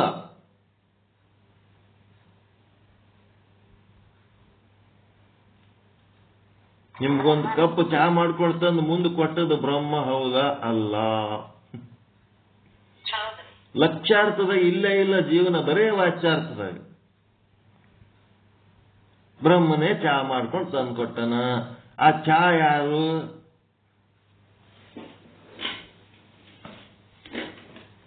ಚಾ ಯಾರಾಗ? ಬ್ರಹ್ಮನೇ ಚಾದ ರೂಪದಾಗ ಅದನ. ಮತ್ತ ಬಟ್ಲ ಯಾರು? ಗ್ಲಾಸು, ಬಟ್ಲ, ಲೋಟ ಬ್ರಹ್ಮನೇ ಅದನ. ಚಮಚ ಯಾರು? ಒಳಗೆ ಹಾಕಿದ ಚಾಪತ್ತಿ, ಸಕ್ಕರೆ, ಹಾಲು ಇದೆಲ್ಲ ಯಾರು? ಅದು ತಗೊಳ್ಳೋವ ಯಾರು? ಕುಡಿಯವ ಯಾರು? ಎತ್ತರದ ಪ್ರಜ್ಞೆ ಒಳಗೆ ಬದುಕು ಮಾಡೋದಕ್ಕ ಪ್ರಾಕ್ಟೀಸ್ ಮಾಡಬೇಕು. ಬರೇ ಚಾ ಕುಡಿಯೋನ ಘಟ ನಾಯಿ ಕುನ್ನಿ ಕುಡ್ದಂಗೆ ಕುಡಿದು ಗಪ್ಪ ಕೂತು ಬಿಟ್ರೆ ಆಗಲ್ಲ. ಪ್ರತಿಯೊಂದು ಕ್ರಿಯೆ ಒಳಗ ಅವನನ್ನ ದರ್ಶನ ಮಾಡ್ಕೊತಿರ್ಬೇಕು, ಅವನು ಪ್ರಜ್ಞೆ ಒಳಗಿರ್ಬೇಕು. ಅವನು ಆಭಾಸನ ಸ್ಥಿತಿ ಒಳಗಿರ್ತೀರಿ, ಇಲ್ಲ ಕೂಟಸ್ಥನ ಸ್ಥಿತಿ ಒಳಗಿರ್ತೀರಿ. ಕೂಟಸ್ಥನ ಸ್ಥಿತಿ ಒಳಗಿದ್ರ ಆ ಹೆಂಡತಿ ಬ್ಯಾರೆ ಯಾರು ಅಲ್ಲ, ನಾನೇ ಚಾ ಮಾಡ್ಕೊಂಡು ನನಗೆ ಕೊಡ್ಲಕತ್ತೀನಿ ಅಂತ, ನನ್ನ ಕೈಲಿಂತ ನಾನೇ ಮಾಡ್ಕೊಂಡು ನಾನೇ ಕೊಡ್ಲಕತ್ತೀನಿ, ನಾನೇ ಅದು, ಬ್ಯಾರೆ ಯಾರು ಅಲ್ಲ. ಮತ್ತು ಆಭಾಸನ ಸ್ಥಿತಿ ಒಳಗಿತ್ತಂತಂದ್ರೆ ಬ್ರಹ್ಮ ನೀನು ಅನ್ಬೇಕು. ಬಸವಣ್ಣವರು ನೀನು ಅಂತಂದ್ರು. ಯಾರಿಗಂದ್ರು? ನೀನು ಅಂತ ಯಾರಿಗಂದ್ರು ವಚನದಾಗ? ಆಭಾಸನ ಸ್ಥಿತಿ ಒಳಗೆ ಇದ್ದು ನೀನು ಅಂತಂದ್ರು. ಕೃಷ್ಣ ಏನ್ ಮಾಡ್ದ? ಕೂಟಸ್ಥನ ಸ್ಥಿತಿ ಒಳಗಿದ್ದು ಗ್ರಂಥ ಬರೆದು ಅದೇನದು? ನಾನು ಅಂತನೋ. ಎಲ್ಲದರಾಗ ನಾನೇ ಶ್ರೇಷ್ಠ ಅದೀನಿ ಅಂತಂದ್ರೆ ಅದು ಸೊಕ್ಕ ಅನ್ನೋದು. ನಾನು ಅಂತ ಯಾರನ್ನ ಕುರಿತು ಅಂದರು? ಬ್ರಹ್ಮನನ್ನೇ ಕುರಿತು ಹೇಳಿದ್ದು. ವಸ್ತು ಒಂದೇ, ಒಬ್ಬರು ನೀನು ಅಂತ ಹೇಳ್ಯಾರ, ಒಬ್ಬರು ನಾನು ಅಂತ ಹೇಳ್ಯಾರ, ಅಷ್ಟೇ. ವಸ್ತು ಒಂದೇ, ಅದೇ ವಸ್ತುವಿಗೆ ಹೇಳಿದ್ದು.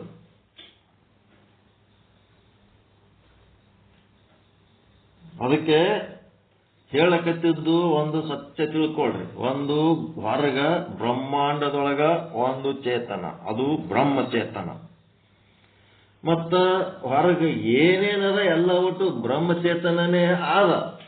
ಆ ಚೇತನವನ್ನ ನಾವು ದರ್ಶನ ಮಾಡ್ಕೋಬೇಕಾದ್ರೆ ನಾವು ಚೇತನ ಸ್ವರೂಪರಾಗಿ ದರ್ಶನ ಮಾಡ್ಕೋಬೇಕು.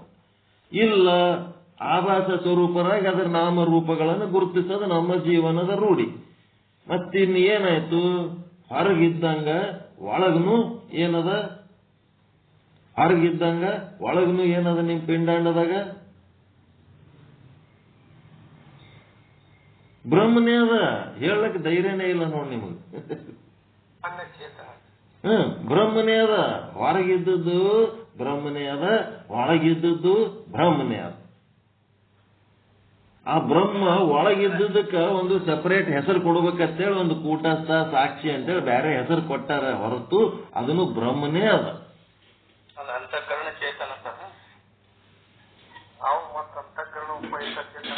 ಆ ಬ್ರಹ್ಮನೇ ನಿಮ್ಮ ಸ್ಥೂಲ ಶರೀರ ಆಗ್ಯದ, ಬ್ರಹ್ಮನೇ ಸೂಕ್ಷ್ಮ ಶರೀರ ಆಗ್ಯದ, ಬ್ರಹ್ಮನೇ ಕಾರಣ ಶರೀರ ಆಗ್ಯದ, ಬ್ರಹ್ಮನೇ ಸಪ್ತಧಾತುಗಳಾಗ್ಯದ, ಬ್ರಹ್ಮನೇ ನಿಮ್ಮ ಅಂತಃಕರಣದೊಳಗಿರುವ ಆಸಕ್ತಿ, ಮನ, ಬುದ್ಧಿ, ಚಿತ್ತ, ಅಹಂಕಾರ ಆಗ್ಯದ. ಬ್ರಹ್ಮನೇ ನಿಮ್ಮೊಳಗ ಅಜ್ಞಾನ ರೂಪದಲ್ಲಿ ಅದ, ಕಾರಣ ಶರೀರದೊಳಗೆ. ನಿಮಗೆ ಗೊತ್ತಿರ್ಲಾರ್ದಂಗ ಕುಂತದ ಒಂದ್ ಕಡೆ, ಅದು ಗೊತ್ತು ಮಾಡ್ಕೋಬೇಕಾಗ್ಯದ ಸದ್ಗುರುವಿನಲ್ಲಿ ಶರಣಾಗತನಾಗಿ. ನಿಮ್ಮ ಒಳಗಿರೋದು ಬ್ರಹ್ಮಚೇತನನೇ, ಹೊರಗಿರೋದನು ಬ್ರಹ್ಮಚೇತನನೇ, ಒಂದೇ ಚೇತನ. ಒಳಗಿದ್ದಕ್ಕೆ ಕೂಟಸ್ಥ ಅಂತೀರಿ, ಹೊರಗಿದ್ದಕ್ಕೆ ಬ್ರಹ್ಮ ಅಂತೀರಿ, ಅಷ್ಟೇ. ಹೆಸರು ಚೇಂಜ್, ವಸ್ತು ಒಂದೇ. ನೀರ ಮಂಜುಗಡ್ಡೆ ಆಗ್ಯದ. ಎದರಿಂದ ಆಗ್ಯದದು? ನೀರ್ಲಿಂತೆ ಆಗ್ಯದ. ನೀರ ಆವಿಯಾಗಿ ಮೋಡ ಆಗ್ಯದ. ಎದರ್ಲಿಂತ ಆಗ್ಯದ? ನೀರ್ಲಿಂತೆ ಆಗ್ಯದ, ನೀರ್ಲಿಂತೆ ಆಗ್ಯದ. ಹಂಗ ಬ್ರಹ್ಮನೇ ನಾನಾ ರೀತಿಯಾದ ಆಕಾರಗಳ ತಾಳೇನ, ಅಷ್ಟೇ. ಆ ನಾನಾ ರೀತಿ ಆಕಾರ, ಮಂಜುಗಡ್ಡೆ, ಮೋಡ, ನೀರ, ನೀವು ಮತ್ತಿನ್ನೇನಾರ ನೀರ್ಲಿಂತ ಏನೇನ್ ಮಾಡಿರ್ತೀರ ಅವೆಲ್ಲ ಓಸು ನೀವು ಮಾಡ್ಕೋತ ಹೋದ್ರು ಸಹಿತ ಅದ್ರೊಳಗಿರೋದು ನೀರೇ. ಅದಕ್ಕೆ ನಮ್ಮ ಲಕ್ಷ್ಯ ನೀರಿನ ಕಡೆ ಕೊಟ್ಟೆವಂತಂದ್ರೆ ಅದು ಮೋಕ್ಷದ ಲಕ್ಷಣ. ಪರಮಾನಂದ ಪ್ರಾಪ್ತಿ, ಸರ್ವ ದುಃಖ ನಿವೃತ್ತಿ, ಆ ಮೂಲ ವಸ್ತುವಿನ ಕಡೆ ಕೊಡಬೇಕು. ಅದಕ್ಕ ಹೊರಗಿದ್ದಕ್ಕ ಬ್ರಹ್ಮಚೇತನ ಅಂತಾರ, ಒಳಗಿದ್ದಕ್ಕ ಆತ್ಮಚೇತನ, ಕೂಟಸ್ಥ, ಸಾಕ್ಷಿ ಅಂತಾರ. ಮತ್ತ ಒಳಗ ಹೊರಗ ಇದ್ದದ್ದು ಬೇರೆ ಅಲ್ಲ, ಎರಡು ಕೂಡಿ ಅದು ಒಂದೇ ಆದ ಅಂತ ಹೇಳಿದ್ರಿ ಅಂತಂದ್ರೆ ಅದು ಸಾಮಾನ್ಯ ಚೇತನ. ಹೊರಗಿಂದ ಹೆಂಗಪ್ಪ ಅಂತಂದ್ರೆ ಒಳಗೆ ಪಂಚಮಹಾಭೂತಗಳದವ. ಸ್ಥೂಲವಾಗಿ ಬ್ರಹ್ಮನೇ ಪೃಥ್ವಿಯಾಗಿ ತೋರುತ್ತಿದ್ದಾನೆ, ಬ್ರಹ್ಮನೇ ಜಲವಾಗಿ ತೋರುತ್ತಿದ್ದಾನೆ, ಬ್ರಹ್ಮನೇ ಏನೇನಾಗನ ಅಗ್ನಿಯಾಗಿ ತೋರ್ತಾನ, ಬ್ರಹ್ಮನೇ ವಾಯು ಆಗಿ ತೋರ್ತಾನ, ಬ್ರಹ್ಮನೇ ಆಕಾಶ ಆಗಿ ತೋರ್ತಾನ, ಬ್ರಹ್ಮನೇ ಮಾಯೆಯಾಗಿ ತೋರ್ತಾನ.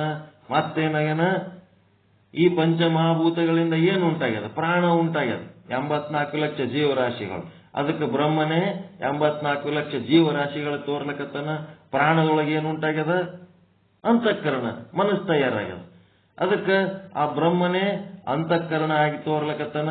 ಮತ್ತು ಅಂತಃಕರಣದೊಳಗೆ ಏನು ತಯಾರಾಗ್ಯದ? ಭ್ರಮ ಮತ್ತು ಭ್ರಮೆ, ಬ್ರಹ್ಮಜ್ಞಾನ ಮತ್ತು ಭ್ರಮಜ್ಞಾನ ಎರಡದು ಅಂತಃಕರಣದೊಳಗೆ. ಅಂತಃಕರಣದೊಳಗೆ ಒಂದು ಬ್ರಹ್ಮಜ್ಞಾನ ಅದ, ಇನ್ನೊಂದು ಭ್ರಮಜ್ಞಾನ ಅದ. ನಾವು ಗೃಹಸ್ಥರು, ನಮ್ಮ ಲೌಕಿಕ ಜೀವನಕ್ಕೆ ಅದು ಸುಳ್ಳು ಅಂತ ಗೊತ್ತಿದ್ರೂ ಸಹಿತ ಅದು ನಮಗೆ ಅವಶ್ಯಕತೆ ಅದ ಬದುಕೋದಕ್ಕೆ. ಅದಕ್ಕಾಗಿ ನಾವೇನ್ ಮಾಡ್ತೀವಿ? ಬ್ರಹ್ಮಜ್ಞಾನವನ್ನು ಬಳಸಿಕೊಂಡು ಎಲ್ಲಿ ಇಹದಲ್ಲಿ ಭೋಗದ ಅಪೇಕ್ಷೆಗಳು ನಮಗದಾವ, ಮತ್ತೆ ಬ್ರಹ್ಮಜ್ಞಾನ ಪರದಲ್ಲಿ ಮೋಕ್ಷದ ಅಪೇಕ್ಷೆನೂ ನಮಗದ. ಇದು ಎಲ್ಲಿ ತಯಾರಾಗ್ಯದ? ಅಂತಃಕರಣದೊಳಗೆ ತಯಾರಾಗ್ಯದ. ಪಂಚಮಹಾಭೂತಗಳಿಂದ ಪ್ರಾಣದ ಉತ್ಪತ್ತಿ, ಪ್ರಾಣದಿಂದ ಅಂತಃಕರಣದ ಉತ್ಪತ್ತಿ, ಅಂತಃಕರಣದಿಂದ ಅರಿವಿನ ಉತ್ಪತ್ತಿ, ಮರಿವಿನ ಉತ್ಪತ್ತಿ, ಬ್ರಹ್ಮಜ್ಞಾನ ಬ್ರಹ್ಮಜ್ಞಾನದ ಉತ್ಪತ್ತಿ. ಆ ಮರವಿನಿಂದ ಏನು ಉತ್ಪತ್ತಿ ಆಗ್ತದ? ಬ್ರಹ್ಮಜ್ಞಾನದಿಂದ ಬಂಧನಕ್ಕೊಳಗಾಗ್ತೀವಿ, ಅರಿವಿನಿಂದ ಬ್ರಹ್ಮಜ್ಞಾನದಿಂದ ಮೋಕ್ಷ ಹೊಂದುತ್ತೇವೆ. ಎರಡೂ ಅದ ನಮಗೆ. ಮೋಕ್ಷದ ಆನಂದನೂ ಅದ, ಬಂಧನನೂ ಅದ, ಎರಡೂ ಅದ. ಅದರೊಳಗೆ ಏನಾಗಿವಿ? ಮರವಿನ ಬದುಕು ಅರಿವನ್ನು ತಿಳಿಲಾರದಕ್ಕೆ ಮರವಿನ ಬದುಕೇ ಸತ್ಯ ಅಂತ ತಿಳ್ಕೊಂಡು ಅಜ್ಞಾನಿಗಳಾಗಿ ಶಾಶ್ವತವಾಗಿ ಬಂದಿಗಳಾಗಿ ಕಷ್ಟಪಡ್ತಿರ್ತೀವಿ. ಆ ಕಷ್ಟ ಬಿಡಿಸೋದಕ್ಕೆ ಗುರು ಬಂದು ಏನ್ ಮಾಡ್ತಾನ? ಅರಿವಿಗೆ ಬರ್ರಿಯಪ್ಪ, ಈ ಕಷ್ಟ ಅದು ನೀವೇನ್ ಮಾಡಿದ್ರು ಸಹಿತ ದುಃಖನೇ ನಿಮಗೆ ಸುಖ ಅನ್ನಂಗೆ ಕಾಣ್ತಿರ್ತದ, ನಿಜವಾದ ಸುಖ ಈ ಮೋಕ್ಷದಾಗ ಅಂತೇಳಿ ಕರ್ಕೊಂಡು ಬಂದು ಈ ಕಡೆ ಮೋಕ್ಷದ ಕಡೆಗೆ ತಗೊಂಡು ಬರ್ತಾನ. ಈ ರೀತಿ ಇದೇನದ?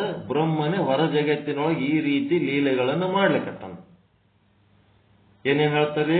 ಪಂಚಮಹಾಭೂತಗಳು ಹೇಳ್ಬೇಕು, ಮಾಯೆ ಹೇಳ್ಬೇಕು. ಆ ಪಂಚಮಹಾಭೂತಗಳಿಂದ ಏನ್ ತಯಾರಾಗ್ಯಾವ? ಜೀವಗಳು ತಯಾರಾಗ್ಯಾವ, ಪ್ರಾಣ ತತ್ವ ತಯಾರಾಗ್ಯಾವ, 84 ಲಕ್ಷ ಜೀವರಾಶಿಗಳು.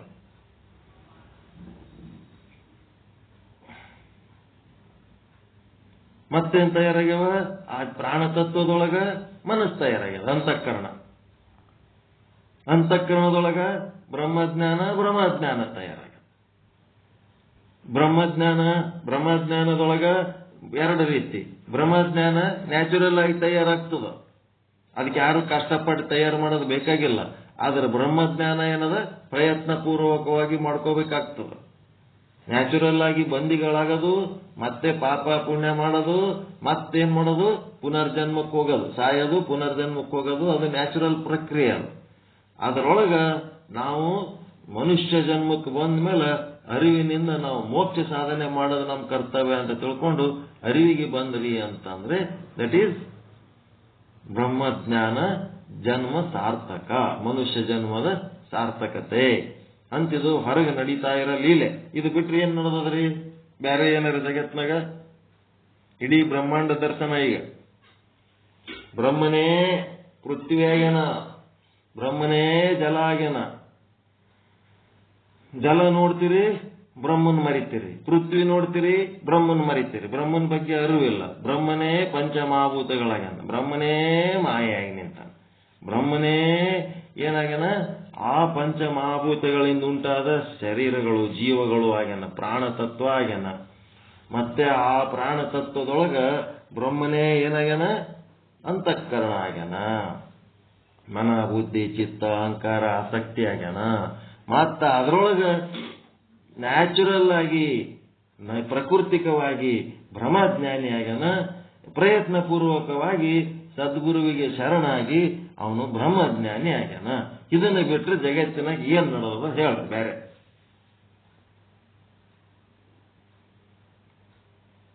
ಹೊರ ಜಗತ್ತಿನ ದರ್ಶನ ಇದೆ. ಮತ್ತು ಒಳಗಿನ ವಿಷಯ ಹೆಂಗದ, ಅದು ವೃತ್ತಿ ಅವೆಲ್ಲ ಏನದವ ನೋಡೋದು ಹೆಂಗ್ ನೋಡಬೇಕು, ಚೈತನ್ಯವನ್ನ ಹೆಂಗ್ ನೋಡಬೇಕು, ಜಡವನ್ನ ಹೆಂಗ್ ಗುರುತಿಸ್ಬೇಕು ಹೇಳಿದ ಮೇಲೆ ಈಗ ಹೊರ ಜಗತ್ತಿನೊಳಗ ಇದು ನಾಮರೂಪಗಳ ಗುರುತಿಸುವುದರ ಜೊತೆಗೆ ಬ್ರಹ್ಮಜ್ಞಾನಿ ಕೇವಲ ನಾಮರೂಪಗಳನ್ನಷ್ಟೇ ಗುರುತಿಸಿ ಅವೇ ಸತ್ಯ ಅಂತ ಬದುಕ್ತಿರ್ತಾನ. ಬ್ರಹ್ಮಜ್ಞಾನಿ ಆ ನಾಮರೂಪಗಳನ್ನು ಗುರುತಿಸ್ತಾನೆ, ಇವನು ಗುರುತಿಸ್ತಾನೆ. ಆದರೆ ಈ ನಾಮರೂಪ ಎಲ್ಲ ಮಿಥ್ಯ, ಜಗತ್ತು ಮಿಥ್ಯ, ಇದರೊಳಗಿರುವ ಚೈತನ್ಯ ಏನು ಬ್ರಹ್ಮ ಅದಲ್ಲ ಅದು ಸತ್ಯ ಅಂತ ಹೇಳಿ ಆ ಬ್ರಹ್ಮದ ಪ್ರಜ್ಞೆ ಒಳಗಿರ್ತಾನ.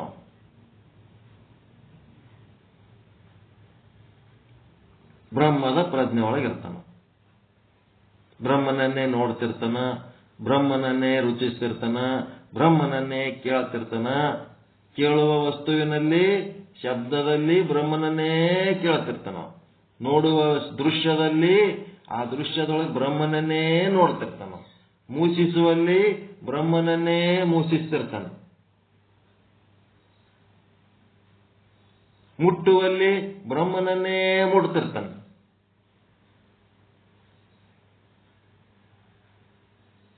ರುಚಿಸುವಲ್ಲಿ ಬ್ರಹ್ಮನನ್ನೇ ರುಚಿಸ್ತಿರ್ತಾನೆ.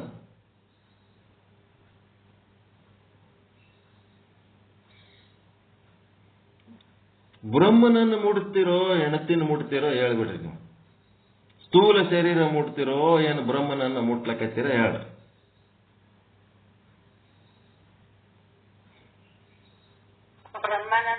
ಬ್ರಹ್ಮನನ್ನೇ ಮುಡ್ತಿರ್ತೀರಿ. ಒಂದ್ ವೇಳೆ ಸ್ಥೂಲ ಶರೀರನೇ ಮುಟ್ಟುತ್ತಿದ್ರಿ, ಖುಷಿ ಪಡ್ತಿದ್ರಿ ಅಂತಂದ್ರೆ ಸತ್ಯಣ ಮನೆಗೆ ಇಟ್ಕೊಂಡಿರ್ತಿದ್ರು, ಕಳಿಸ್ತಿದ್ದಿಲ್ಲ. ಇದು ಗೊಂಬಿ ಇರ್ಲಿಲ್ಲ, ನಾನು ಖುಷಿ ಕೊಡ್ತದಂತ ಇಟ್ಕೋತಾರೇನು?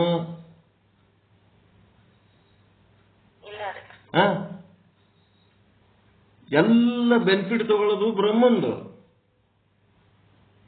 ಕ್ರೆಡಿಟ್ ಹೋಗೋದು ಎದಕ್ಕೆ ಹೋಗ್ಲಕತ್ತದ? ಭ್ರಮೆಗೆ. ಎಲ್ಲ ಕ್ರೆಡಿಟ್ ಭ್ರಮಕ್ಕೆ ಹೋಗ್ಲಕತ್ತದ. ಅನುಭವಿಸೋದೆಲ್ಲ ಬ್ರಹ್ಮಂದು, ಆನಂದ ಅನುಭವಿಸೋದೆಲ್ಲ ಬ್ರಹ್ಮಂದು.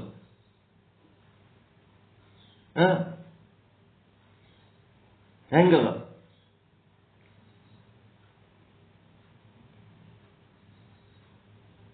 ನೀವು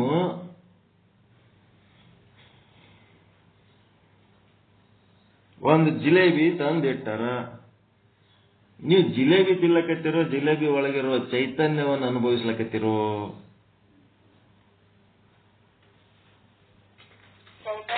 ಚೈತನ್ಯವನ್ನೇ ಅನುಭವಿಸ್ಲಕತ್ತೀರಿ. ಅದು ಜಿಲೇಬಿ ತಂದಿಟ್ಟು ಒಂದು 15 ದಿನ ಆಯ್ತಂತ ತಿಳ್ಕೊರಿ, ಅದು ಒಣಗಿ ಏನೋ ಒಂದು ನಮೂನಿ ಕೆಟ್ಟ ದುರ್ನಾತ ಬರ್ಲಕತ್ತು. ಈಗ ಅದನ್ನ ಜಿಲೇಬಿನೇ ತಿಂತೀರಿ, ಜಿಲೇಬಿನೇ ಅಲ್ಲ ಅದು. ಒಳಗಿರೋ ಚೈತನ್ಯ ಎಲ್ಲಿ ತನಕ ಅದು ತಾಜಾ ಇರ್ತದ ಅಲ್ಲಿ ತನಕ ಅಷ್ಟೇ ನಿಮ್ಗ. ಆಮೇಲೆ ಅದು ಓಲ್ಡ್ ಆಯ್ತಂದ್ರೆ ತಾಜಾತನ ಹೋಯ್ತು ಅಂತಂದ್ರೆ ಹೋಯ್ತದ ಅಷ್ಟೇ. ಹಿಂಗ ಎಲ್ಲ ನಾವು ತಿಳ್ಕೊಂಡು ಪ್ರತಿಯೊಂದು ಕಡೆನೂ ನಾವು ಬ್ರಹ್ಮನ ಅನುಸಂಧಾನ ಮಾಡ್ತಾನೆ ಇರಬೇಕು. ಬ್ರಹ್ಮನ ಅನುಸಂಧಾನ ಮಾಡ್ತಾನೆ ಇರಬೇಕು.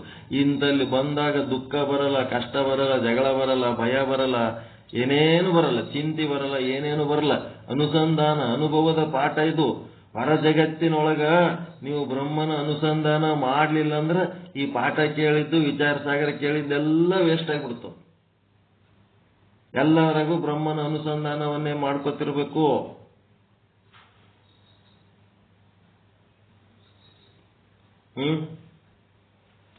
ಮಾಡ್ತೀರಾ? ಬರೇ ಘಟ ಘಟ ಘಟ ವೃತ್ತಿ ಉಪಾಧಿ ಉಪಹಿತ ಬರೇ ಇವೇ ಅಂದು ಕಡಿಗೆ ಬ್ರಹ್ಮನ ಅನುಸಂಧಾನನೇ ಮಾಡ್ಲಿಲ್ಲ ಅಂದ್ರೆ ಎದಕ್ ಬಂತು? ಅದಕ್ಕೆ ಈಗೇನ್ ಮಾಡ್ಯಾರ, ಸಾಮಾನ್ಯ ಚೇತನದೊಳಗ ಈಗ ಪ್ರಮಾಣ ಚೇತನ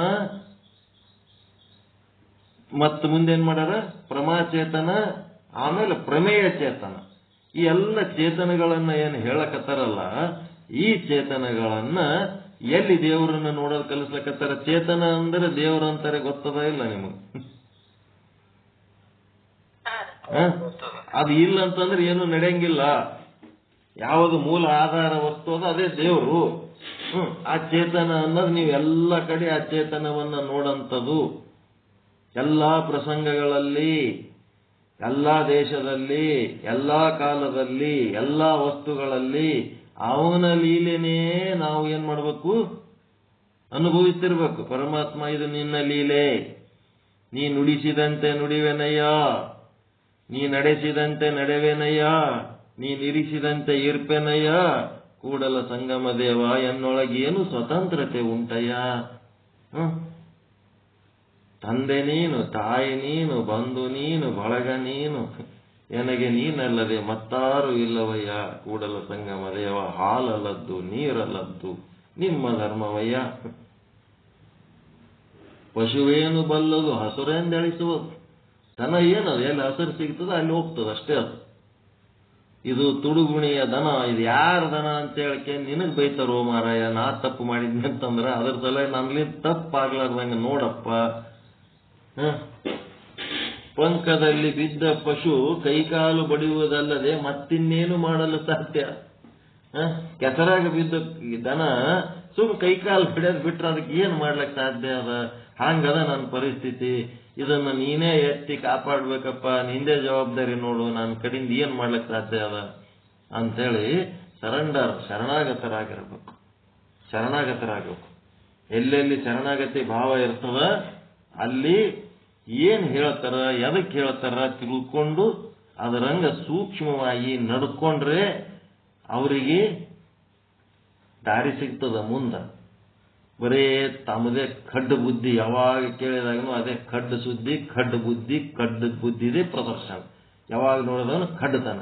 ಹಂಗಿತ್ತಂತಂದ್ರೆ ಎಂದು ಸಿಗ್ಬೇಕದು? ಖಡ್ಡತನ, ದಡ್ಡತನ ಇವೇ ನಮ್ಮದು ಮನಿ ದೇವರು ಅಂತೇಳಿ ಇಟ್ಕೊಂಡು ಕೂತವ್ರಿಗೆ ಏನು ಮಾಡಕ್ಕಾಗಂಗಿಲ್ಲ. ಇರ್ಲಿ ಬಿಡಪ್ಪ, ಅವ್ರ ಪಾಲಿಗೆ ಅವ್ರು ಇರ್ಲಿ, ನಮ್ದು ಇದೇ ಮಾಡ್ಕೊತ ಇರ್ತೀವಿ, ನಾವು ಹಿಂಗೇ ಇರ್ತೀವಿ. ಅರಳಬೇಕು. ಹೆಂಗ ಪೆಟ್ಟು ಬೀಳ್ತಾವ ಹಂಗಂಗ ಅರಳಬೇಕು. ಅರಳಲಿಕ್ಕೆ ತಯಾರಿಲ್ಲ ಅಂತಂದ್ರೆ ಅದು ಏನಾಗ್ತದ? ಒಂದು ಪೆಟ್ಟು ಬಿದ್ದಂಗ ಅದು ಮೂರ್ತಿ ಆತಿತ್ತಂದ್ರೆ ಅದು ಪೂಜ್ಯ ವಸ್ತು ಆಗ್ತದ. ಅದು ಏಟು ಪೆಟ್ಟು ಬಿದ್ದರೂ ಇನ್ನ ಒಡೆದು ಪುಡಿ ಆಗ್ತದೆ ಹೊರತು ಮೂರ್ತಿನೇ ಆಗಂಗಿಲ್ಲ ಅಂತಂದ್ರೆ ಅದಕ್ಕೇನ್ ಮಾಡ್ತಾರೆ? ಮೆಟ್ಟಿಲು ಕಲ್ಲುಗಳು ಅಂತ ಮಾಡ್ತಾರೆ, ಸ್ಟೆಪ್ಸಿಗೆ ಹಾಕ್ತಾರ. ಅವು ಸ್ಟೆಪ್ಸ್ ಮೇಲೆ ಏನ್ ಬಿಡ್ತಾರ? ಹೋಗೋರು ಬರೋರು ಚಪ್ಪಲಿ ಬಿಡ್ತಾರ. ಚಪ್ಪಲಿಗೆ ಏನಾರ ಹತ್ತಿತ್ತಂದ್ರೆ ಒರೆಸ್ತಾರ ಅಷ್ಟೇ, ಒರೆಸಿ ಮುಂದೆ ಹೋಗ್ತಾರೆ. ಕಾಲಿಗೆ ಹತ್ತಿತ್ತಂದ್ರೆ ನಾವು ಮೆಟ್ಟಿಲು ಕಲ್ಲುಗಳು ಆಗ್ಬೇಕಾ, ಏನು ಒಳಗಿರೋ ದೇವರ ಮೂರ್ತಿ ಆಗ್ಬೇಕು?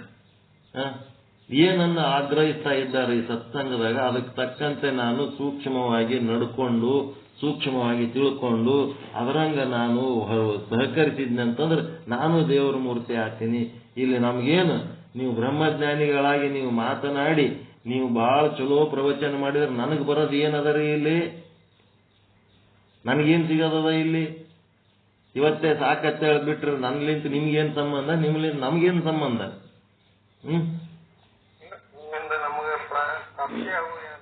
ಅದು ಏನದ ಸೂಕ್ಷ್ಮದಾಗಿ ಹೇಳ್ಕೊತ ಹೋಗ್ತಿರ್ತೀವಲ್ಲ, ಅದನ್ನ ಅರ್ಥ ಮಾಡ್ಕೊಂಡು ಇಲ್ರಿ ನಾವು ಇದೇ ಮಾಡ್ತೀವಿ, ನಾವು ಇದೇ ಮಾಡ್ಲಕತ್ತೀವಿ, ಈಗ ಇದೇ ಖಡ್ಡ ಗುಣನೇ ನಮ್ ಕೆಲಸ ಮಾಡ್ಲಕತ್ತೀವಿ, ಇದ್ರಾಗೆ ಅದೇವಿ ನಾವು. ಇದೇನದು? ಒಂದು 5 ನಿಮಿಷ 10 ನಿಮಿಷ ಮನಸ್ಸು ಅರಳಿಸಿ ಈಗ ಒಂದು 10 ನಿಮಿಷ ಬಿಟ್ಟು ಮಾತಾಡ್ತೀನಿ, ಒಂದು 10-15 ನಿಮಿಷ ಬಿಟ್ಟು ನಾನು ಹೇಳ್ತೀನಿ. ಏನಾರ ಒಂದು ಇವತ್ತಿಲ್ಲ ನಾಳೆ ಹೇಳ್ತೀನಿ, ನಾಡದ್ದು ಹೇಳ್ತೀನಿ, ಏನಾರ ಒಂದು ಬೇಕಲ್ಲ? ಸಾಧ್ಯನೇ ಇಲ್ಲ. ನೀವು ಯಾವಾಗ ಹೇಳ್ತೀರಿ ಅವಾಗ ಎದುರು ಢಾಲು, ಕತ್ತಿ ಮುಂದೆ ಢಾಲು ತಂದು ಇಟ್ಟಂಗೆ ಇರ್ತಿರ್ತಾರ. ಎಷ್ಟು ನೀಚತನ ಅದ ಗೊತ್ತಾ ಇದ್ರೊಳಗ? ಪ್ರವೃತ್ತಿ ಬುದ್ಧಿ ಹೆಂಗ್ ಕಾಣಿಸ್ತಿರ್ತದೆ ನಮಗಂದ್ರ ಎಂತ ನೀಚ ಪ್ರವೃತ್ತಿ ವ್ಯಕ್ತಪಡಿಸ್ತಾರಲ್ಲಪ್ಪ ಇವರು. ಕೇಳಿದಾಗ ಪ್ರೀತಿಲಿಂತ ಆಯ್ತು, ಇವತ್ತ ಸ್ವಲ್ಪ ಬಿಜಿ ಅದೀನಿ, ಇನ್ನೊಂದ್ಸಾರಿ ನಾಳೆ ನಾಡ್ದ ಸಾಯಂಕಾಲ ಯಾವಾಗ ಇಲ್ಲ ನೀವು ಯಾವಾಗ ಹೇಳಿದ್ರು ನಾ ಇದೇ ಮಾಡ್ಕೊತಿರ್ತೀನಿ. ಸ್ವಲ್ಪ ಸೂಕ್ಷ್ಮತನ, ಶರಣಾಗತಿ ಏನಾರ ಅದ ಅದ್ರೊಳಗ.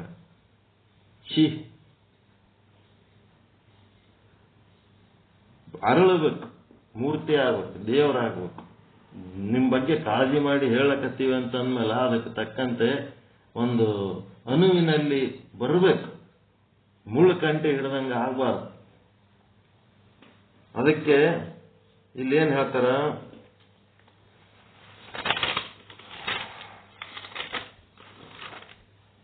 ಅಂತಃಕರಣ ವೃತ್ತಿಯು ನೇತ್ರದ್ವಾರ. ಏನ್ ಹೇಳಿದ್ರು ಇದು ಹೊರಗಿಂದ ಹೇಳಕತ್ತಾರ ಈಗ ಅವ್ರು. ಪ್ರತಿ ಸಲ ಎಷ್ಟ್ ಹೇಳಿದ್ರು ಇದು ಹೊರಗಿಂದೆ, ಹೊರಗೆ ಪರಮಾತ್ಮನನ್ನ ಹೆಂಗ್ ನೋಡ್ಬೇಕು ಅಂತ ಪ್ರತಿ ಸಲ ಅಂತಃಕರಣ ವೃತ್ತಿ ನೇತ್ರದ್ವಾರ ಹೊರಗೆ ಹೋಗಿ ಅದು ಪ್ರಮಾಣ ಚೇತನ ಆಗ್ತದ, ಪ್ರಮಾಣ ಚೇತನ ಆಗ್ತದ, ಪ್ರಮೇಯ ಚೇತನದೊಳಗೆ ಸಂಗಮ ಆಗ್ತದ ಅಂದತ್ನಾಗ ಇಲ್ಲಿ ನೀವೇನ್ ತಿಳ್ಕೋಬೇಕು?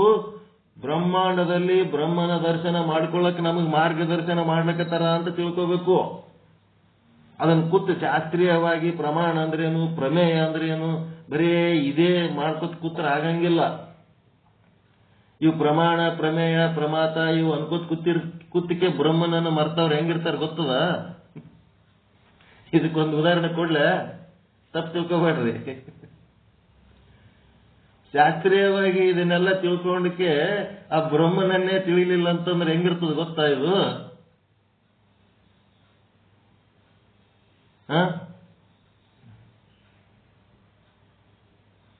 ನಿಮಗ್ ಬ್ರಹ್ಮನನ್ನ ತಿಳ್ಕೊಳಕ್ ಇದು ಹೇಳಕತ್ತಾರ ಏನು ಈ ಶಾಸ್ತ್ರದ ಶಬ್ದಗಳು ತಿಳ್ಕೊಳಕ್ ಹೇಳಕತ್ತಾರ್ರಿ?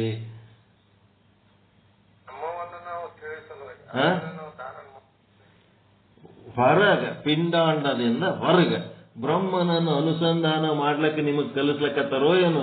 ಪ್ರಮ್ಯಾತ, ಪ್ರಮಾಣ, ಪ್ರಮೇಯ, ಪ್ರಮಾಯ ಇವು ಅನ್ನೋದಕ್ಕೆ ಕಲಿಸ್ಲಕತ್ತಾರೋ ನಿಮ್ಗ?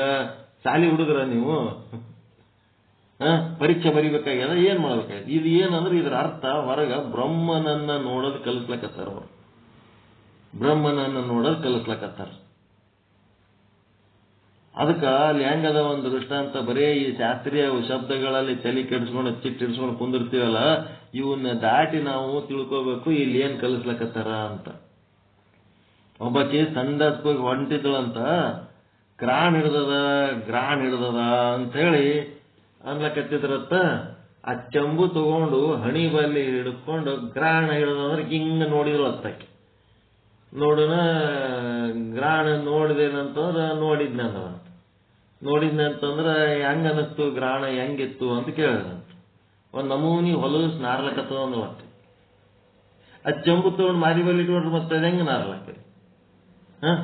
ಈ ಶಾಸ್ತ್ರ ಏನದ, ಇದು ಸಣ್ಣ ಚಂಬು ಇದ್ದಂಗೆ. ಇದನ್ನ ತಗೊಂಡು ಮಾರಿ ಮುಂದೆ ಇಡ್ಕೊಂಡ್ರೆ ಆಗಂಗಿಲ್ಲ. ಅದು ಎದಕ್ ಬಳಸ್ಬೇಕು ಅಷ್ಟೇ ಬಳಸ್ಬೇಕಿದು. ನಿಮಗ್ ಮಾಡ್ಬೇಕಾಗಿದ್ದು ಬ್ರಹ್ಮಜ್ಞಾನ. ಗ್ರಹಣ ನೋಡೋದಕ್ಕ ಇವೆಲ್ಲ ಬೇಕಾಗಿಲ್ಲ. ಇವು ಸುಮ್ಮನೆ ಮಾರ್ಗದರ್ಶನ ಅಷ್ಟೇ. ಇವು ಇನ್ನೊಬ್ಬ ಅವನು ದಾರಿಗೆ ಹೋಗೋ ಟೈಮ್ನೊಳಗೆ ಏನಾಯ್ತತ್ತ, ಕಾಲಿಗೇನೋ ಹಸಿ ಹತ್ತಿದಂಗ ಆಯ್ತಂತ. ಅಷ್ಟೇ. ಅದು ಹಸಿ ಹತ್ತಿತ್ತಂದ್ರೆ ಏನ್ ಮಾಡ್ಬೇಕದು? ಏನ್ ನೋಡ್ಬೇಕ್ರಿ? ಅಲ್ಲಿ ಎಲ್ಲಾರೆ ನೀರು ಸಿಕ್ಕರೆ ತೊಳ್ಕೋಬೇಕಷ್ಟೇ. ಅದು ಬಿಟ್ಟು ಅದು ಏನ್ ಹತ್ತಿರ್ಬೇಕು ಅಂತ ಹೇಳಕ್ಕೆ ಅದನ್ನ ತಗೊಂಡು ಬಟ್ಟಿ ಹಚ್ಕೊಳ್ಳಿರ್ತದ ಕೈಲೇ. ಹೆಂಗ? ಅದು ಬಿಟ್ಟು ಅಂಗಾಲಿಗೆ ಹತ್ತಿದ್ದು ತಗೊಂಡು ಬಟ್ಟಿಗೆ ಹಚ್ಕೊಂಡಂತ ಏನ್ ಹತ್ತದ ನೋಡ್ಬೇಕಂತೇಳಿ ಬಹಳ ವಿಶ್ಲೇಷಣೆ ಮಾಡಿ, ಮತ್ತ ಅದನ್ನ ತಗೊಂಡು ಕಣ್ಣಲ್ಲೇ ನೋಡಿದ್ನಂತ. ಕಣ್ಲೆ ನೋಡಿದ್ರೆ ತಿಳಿಲಿಲ್ಲ ಅಂತ ಮತ್ತೇನ್ ಮಾಡಿದ್ನಂತ, ಮೂಗ್ಲೆ ವಾಸನೆ ನೋಡಿದ್ನಂತ, ಅದನ್ನೂ ತಿಳಿಲಿಲ್ಲ ಅಂತ ಏನಿರ್ಬೇಕಂತ ಬಾಯಿಲೆ ರುಚಿ ನೋಡಿದ್ನಂತ. ಇದು ಶಾಸ್ತ್ರಿಗಳು ಮಾಡೋ ಕೆಲಸ ಇದು. ಅದರಾಗೆ ಮುಳುಗಿದರೆ ಹೊರತು ಬ್ರಹ್ಮನನ್ನು ಮರ್ತರು. ಹಿಂಗಾಗಬಾರ್ದು. ಈ ಪ್ರಮಾತ, ಪ್ರಮೇಯ, ಪ್ರಮಾಣ ಇವು ಎಲ್ಲಾನು ಮೀರಿದ್ದೇನದ ಅಂದ್ರೆ ಹೊರ ಜಗತ್ತಿನಲ್ಲಿ ಬ್ರಹ್ಮ ದರ್ಶನ ಮಾಡುವುದರ ಒಂದು ಮಾರ್ಗದರ್ಶನ ಅಷ್ಟೇ ಇದು. ಸ್ವಚ್ಛ ತಿಳಿಯಕತ್ತದ. ಶಾಸ್ತ್ರದೊಳಗೆ ಮುಳುಗಿಸಿ ತೆಗೆದು ಮತ್ತೆ ಮೇಲೆ ನಿಮ್ಗೆ ಸಪ್ರೇಟ್ ಹೇಳ್ತೀನಿ ನಾನು. ಇವತ್ತು ಹೇಳಕತ್ತದ ಮುಖ್ಯ ಅದ ಇಲ್ಲ? ಹೊರ ಜಗತ್ತಿನೊಳಗೆ ನೀವು ಎಲ್ಲಾ ವಸ್ತುಗಳಲ್ಲಿ, ಎಲ್ಲಾ ದೇಶದಲ್ಲಿ, ಎಲ್ಲಾ ಕಾಲದಲ್ಲಿ, ಎಲ್ಲಾ ಪ್ರಸಂಗದಲ್ಲಿ ನೀವು ಬ್ರಹ್ಮನನ್ನ ನೋಡೋದು ಕಲ್ತ್ರಿ ಅಂತಂದ್ರೆ ಇದು ಬೇಕಾಗಿಲ್ಲ ಹೊರಗಿಂದು. ಮತ್ತ ಒಳಗನು ನಾನು ಅದೇ ಅದೀನಿ ಅಂತ ತಿಳ್ಕೊಳಕ ನೆಕ್ಸ್ಟ್ ಪಾರ್ಟ್ನಾಗ ಹೇಳ್ತಾರ ಅವ್ರು. ಒಳಗ ಚೇತನ ಅದ, ಹೊರಗ ಚೇತನ ಅದ. ಆ ಒಳಗ ಹೊರಗಿನ ಚೇತನ ಎರಡೂ ಬೇರೆ ಅಲ್ಲ, ಒಂದೇ ಅಂತ ತಿಳ್ಕೊಂಡ್ರೆ ಅದೇ ಸಾಮಾನ್ಯ ಚೇತನ. ಒಳಗಿನ ಚೇತನ ಬೇರೆ, ಹೊರಗಿನ ಚೇತನ ಬೇರೆ ಅಂದ್ರಿ ಅಂತಂದ್ರೆ ಹೊರಗಿನ ಚೇತನ ಬ್ರಹ್ಮ ಆಗ್ತದೆ, ಒಳಗಿನ ಚೇತನ ಕೂಟಸ್ಥ ಆಗ್ತದೆ. ಆ ಚೇತನ ಬೇರೆ ಅಲ್ಲ, ಈ ಚೇತನ ಬೇರೆ ಅಲ್ಲ, ಒಂದೇ ಚೇತನ ಅಂತ ತಿಳ್ಕೊಂಡ್ರೆ ಸಾಮಾನ್ಯ ಚೇತನ. ತವ್ರ ಮನೆಗಿದ್ದಾಗ ಏನಾದಳು? ಮಗಳ. ಅತ್ತಿ ಮನೆಗೆ ಹೋದ್ರ ಸೊಸೆ ಆದಳು. ಏನಾಯ್ತದು? ಮಗಳು ಸೊಸಿ. ಅವೆರಡನ್ನ ಮೀರಿದ್ದೇನದ ತತ್ವ? ಹೆಣ್ಣು ತತ್ವ. ನೀವು ಹೆಣ್ಣಂತ ನೋಡಿದ್ರೆ ಹೆಣ್ಣೇ ಸಸಿ ಆಗ್ಯದ, ಹೆಣ್ಣೇ ಮಗಳಾಗ್ಯದ. ಅದು ಸಾಮಾನ್ಯ ತತ್ವ, ಸಾಮಾನ್ಯ ಚೇತನ. ಇದಕ್ಕಿಂತ ಸರಳ ಮಾಡಿ ಏನ್ ಹೇಳ್ಬೇಕು ನಾವೀಗ? ಅದಕ್ಕೆ ಅಂತಃಕರಣ ವೃತ್ತಿ ನೇತ್ರದ್ವಾರ ಹೋಗಿ, ಎಷ್ಟೈತ್ ಟೈಮ್? ಇನ್ನೊಂದು 5 ನಿಮಿಷ ಹೇಳಿ ಮುಗಿಸೋಣ. ಮುಗಿಸಿ ಒಳಗೆ ಹೋಗ್ಬೇಕಾಗ್ಯದ ನಾವೀಗ. ಇದು ಹೊರಗಿನ ಚೇತನದ ಬಗ್ಗೆ ಹೇಳಿ ಒಳಗೆ ಹೋಗ್ಬೇಕಾಗ್ಯದ ನಾವೆಲ್ಲ. ಅಂತಃಕರಣ ವೃತ್ತಿಯು ನೇತ್ರದ್ವಾರ ಹೋಗಿ ಘಟಕ್ಕೆ ಸಂಬಂಧವಾಗಿದೆಯಲ್ಲ, ಆ ನೇತ್ರ ಹಿಡಿದುಕೊಂಡು ಘಟದ ಪರ್ಯಂತರ ವೃತ್ತಿ ಲಂಬಾಕಾರವಾಗಿ ಏನಿದೆಯಲ್ಲ, ಅದಕ್ಕೆ ಏನಂತೀರಿ? ಪ್ರಮಾಣ ಚೇತನ ಅಂತೀರಿ. ಇಷ್ಟು ತಿಳ್ಕೊಂಡ್ರೆ ಸಾಕು. ಶಾಸ್ತ್ರೀಯ ವಾಕ್ಯ ಇದು. ಒಂದು ಪ್ಯಾರ ತಿಳಿತು ನಿಮಗೆ. ಅಂತಃಕರಣ ವೃತ್ತಿಯು ನೇತ್ರದ್ವಾರ ಹೋಗಿ ಘಟಕ್ಕೆ ಸಂಬಂಧವಾಗಿದೆಯಲ್ಲ, ಆಗ್ಯದ. ಆ ನೇತ್ರ ಹಿಡಿದುಕೊಂಡು ನೇತ್ರದಿಂದ ಘಟದ ಪರ್ಯಂತರ ವೃತ್ತಿಯು ಲಂಬಾಕಾರವಾಗಿ, ಲಂಬಾಕಾರ ಅಂದ್ರೆ ಹೆಂಗಂದ್ರೆ ಉದ್ದಕ್ಕ, ಈ ಬ್ಯಾಟ್ರಿ ಬೆಳಕು ಹೆಂಗಿರ್ತದ ಹಂಗ, ಅಥವಾ ಪತಂಗಿನ ದಾರ ಹೆಂಗ ಸೆಟಸ್ ನಿಂತಿರ್ತದಲ್ಲ ಹಂಗ ಲಂಬಾಕಾರವಾಗಿ ಏನಿದೆಯಲ್ಲ, ಅದಕ್ಕೆ ನಾವು ಏನ್ ಎನ್ನುತ್ತೇವೆ ಅಂತಂದ್ರ ಪ್ರಮಾಣ ಚೇತನ ಅಂತೀವಿ. ನೆಕ್ಸ್ಟ್ ಏನಾಯ್ತು? ವಿಷಯಗಳೊಡನೆ ಕೂಡಿಕೊಂಡು ವಿಷಯಗಳ ಸಮಾನವಾಗಿ ಯಾವ ಅಂತಃಕರಣವು ಪರಿಣಾಮವನ್ನು ಹೊಂದಿರುವುದೋ ಅಷ್ಟು ಪರಿಮಾಣಕ್ಕೆ, ವಿಷಯ ಅಂತಂದ್ರೆ ಘಟ ಪಟಾದಿ ವಸ್ತುಗಳು ವಿಷಯ. ಘಟ ಪಟಾದಿ ವಿಷಯಗಳೊಡನೆ ಕೂಡಿಕೊಂಡು ಅದರದ ಆಕಾರ ತಾಳೆದಲ್ಲ ವೃತ್ತಿ, ವಿಷಯಗಳೊಡನೆ ಕೂಡಿಕೊಂಡು ವಿಷಯಗಳ ಸಮಾನವಾಗಿ ಅಂತಃಕರಣವು ಪರಿಣಾಮವನ್ನು ಹೊಂದಿರುವುದೋ ಅಷ್ಟು ಪರಿಮಾಣಕ್ಕೆ ಏನಂತೀರಿ? ವಿಷಯಾಕಾರ ತಾಳಿದ್ದಕ್ಕೆ ಏನಂತೀರಿ?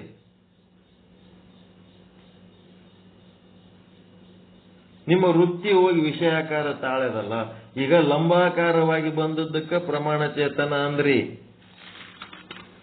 ಹೌದಿಲ್ಲ? ಈಗ ಇದಕ್ಕೇನಂತೀರಿ? ವಿಷಯಾಕಾರ ತಾಳಿದ್ದಕ್ಕ ಪ್ರಮಾತ ಅಂದ್ರೆ ಅಂತಃಕರಣದ ಒಳಗಿರೋದು. ಪ್ರಮಾ ಅಷ್ಟೇ ಪ್ರಮಾಚೇತನ. ಘಟಪಟಾದಿ ಆಕಾರ ವಿಷಯಾಕಾರ ತಾಳಿದ ಚೇತನದ ಬಗ್ಗೆ ಹೇಳಕತ್ತಾರ, ವೃತ್ತಿ ಬಗ್ಗೆ. ಘಟಪಟಾದಿ ವಿಷಯಗಳೊಡನೆ ಕೂಡಿಕೊಂಡು ವಿಷಯಗಳ ಸಮಾನವಾಗಿ ಯಾವ ಅಂತಃಕರಣವು ಪರಿಣಾಮವನ್ನು ಹೊಂದಿರುವುದೋ, ವಿಷಯಾಕಾರ ಹೊಂದಿ ಪರಿಣಾಮ ಹೊಂದದಂದ್ರೇನು? ಅಲ್ಲಿ ಆವರಣ ಭಂಗ ಆಗ್ಯದ, ಆಭಾಸ ಈ ವಸ್ತು ಇದೆ ಅಂತ ಗುರುತಿಸ್ಯಾನ, ಇದೇ ಪರಿಣಾಮವನ್ನು ಹೊಂದಿರುವುದೋ ಅಷ್ಟು ಪರಿಮಾಣಕ್ಕೆ ಏನಂತೀರಿ ಅಂತಂದ್ರೆ ಪ್ರಮಾ ಅಂತೀರಿ, ಪ್ರಮಾಚೇತನ. ಅದರ ಜೊತೆಗೆ ಚೇತನ ಇದ್ದದ್ದು ಪ್ರಮಾಚೇತನ. ಇಲ್ಲಿ ವಿಷಯ ಅವಚ್ಛಿನ್ನ ಚೇತನ. ಆ ವಿಷಯ ಅದಲ್ರಿ, ಆ ವಿಷಯ ಅಂತಂದ್ರೆ ಘಟಪಟಾದಿಗಳದವಲ್ಲ, ಅದ್ರೊಳಗೆ ಒಂದು ಚೇತನ ಅದ ಇಲ್ಲ, ಉಪಹಿತ ಚೇತನ. ಘಟದೊಳಗನು ಚೇತನ ಆದ ಇಲ್ಲ, ಎಲ್ಲದರೊಳಗೆ ಇರೋಂಥ ಚೇತನ ಘಟದೊಳಗೆ ಆದ ಇಲ್ಲ. ಇಲ್ಲಿ ವಿಷಯ ಅವಚ್ಛಿನ್ನ ಚೇತನ, ಘಟಾವಚ್ಛಿನ್ನ ಚೇತನ ಏನದಲ್ಲ, ಇದಕ್ಕೇನಂತಾರೆ? ಪ್ರಮೇಯವೆಂದು ಹೇಳಲ್ಪಡುತ್ತದೆ. ಪ್ರಮೇಯ ಚೇತನ ಅಂತಾರೆ ಇದಕ್ಕೆ. ಪ್ರಮೇಯ ಚೇತನ, ಪ್ರಮಾಚೇತನ, ಪ್ರಮಾಣ ಚೇತನ, ಪ್ರಮಾತ ಚೇತನ. 4 ಗೊತ್ತದ್ವ? ಅಂತಃಕರಣದ ಒಳಗಿದ್ದಾಗ ಪ್ರಮಾತ ಚೇತನ, ಮತ್ತ ಅಂತಃಕರಣದಿಂದ ನೇತ್ರದ್ವಾರ ಹೊರಗೆ ಬಂದಾಗ ಪ್ರಮಾಣ ಚೇತನ. ಹೌದಾ? ಮುಂದ ಅದು ವಿಷಯಾಕಾರ ತಾಳಿದಾಗ, ಘಟದ ಆಕಾರ ತಾಳಿದಾಗ ಪ್ರಮಾಚೇತನ. ಮತ್ತ ಆ ಘಟದ ಒಳಗಿರುವುದು ಪ್ರಮೇಯ ಚೇತನ. ಇವೇ 4 ಚೇತನಗಳು ನೋಡ್ರಿ. ಘಟದ ಒಳಗಿರಂತ ಚೇತನ, ನಿಮ್ಮ ಅಂತಃಕರಣದೊಳಗಿರೋ ಚೇತನಕ್ಕೆ ಏನಂತೀರಿ? ಪ್ರಮತ. ಘಟದ ಒಳಗಿರೋ ಚೇತನಕ್ಕೆ ಏನಂತೀರಿ? ಪ್ರಮೇಯ ಚೇತನ. ಆ ಅಂತಃಕರಣದಿಂದ ನೇತ್ರದ್ವಾರ ಘಟದ ತನಕ ಬಂದಂತ ಇದಕ್ಕೆ ವೃತ್ತಿಗೆ ಏನಂತೀರಿ? ಚೇತನಕ್ಕ ಪ್ರಮಾಣ ಚೇತನ. ಆ ಘಟದ ಆಕಾರ ತಾಳಿದ್ದಕ್ಕೆ ಏನಂತೀರಿ? ಪ್ರಮಾಚೇತನ. ಇನ್ನೊಬ್ರು ಹೇಳ್ರಿ, ಇವ್ರು ಬಿಡ್ರಿ, ಇವರಿಗೆ ಮತ್ತೊಬ್ರು ಯಾರು ಹೇಳ್ರಿ. ಗಡಿಗೆ ಒಳಗಿರೋ ಚೇತನಕ್ಕೆ ಏನಂತೀರಿ?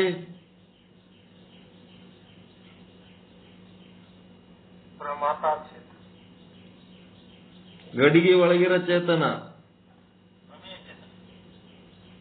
ಗಡಿಗೆ ಒಳಗಿರೋದು ಪ್ರಮೇಯ ಚೇತನ. ಗಡಿಗೆ ಆಕಾರ ತಾಳಿದ್ದು ಪ್ರಮಾಚೇತನ. ಗಡಿಗೆ ತನಕ ಬಂದದ, ನಿಮ್ಮ ಕಣ್ಣಿಲಿಂದ ಗಡಿಗೆ ತನಕ ಬಂದದ ಚೇತನ. ನಿಮ್ಮ ಕಣ್ಣಿನಿಂದ ಗಡಿಗೆ ತನಕ ಬಂದದ, ಗಡಿಗೆಗೆ ಸಂಬಂಧ ಹೊಂದದ. ನಿಮ್ಮ ಕಣ್ಣಿನಿಂದ ಹೊರಗೆ ಬಂದು ಗಡಿಗೆ ಸಂಬಂಧ ಹೊಂದದ. ಆ ಚೇತನಕ್ಕೆ ಏನಂತೀರಿ? ಪ್ರಮಾಣ ಚೇತನ. ಅಂತಃಕರಣದ ನಿಮ್ಮ ಒಳಗಿರೋದು ಪ್ರಮಾತ ಚೇತನ. ಬಿಡ್ರಿ, ಇವ್ರು ಯಾರು ಹೇಳಿರಿ ಬಿಡ್ರಿ, ಮತ್ತಿನ್ನ ಯಾರು ಹೇಳಾರ್ದವ್ರು ಹೇಳ್ರಿ. ಅಂತಃಕರಣದೊಳಗಿರೋದು ಯಾವದ್ರಿ? ರೂಢಿ ಮಾಡ್ಕೋಬೇಕು. 4 ಚೇತನಗಳು.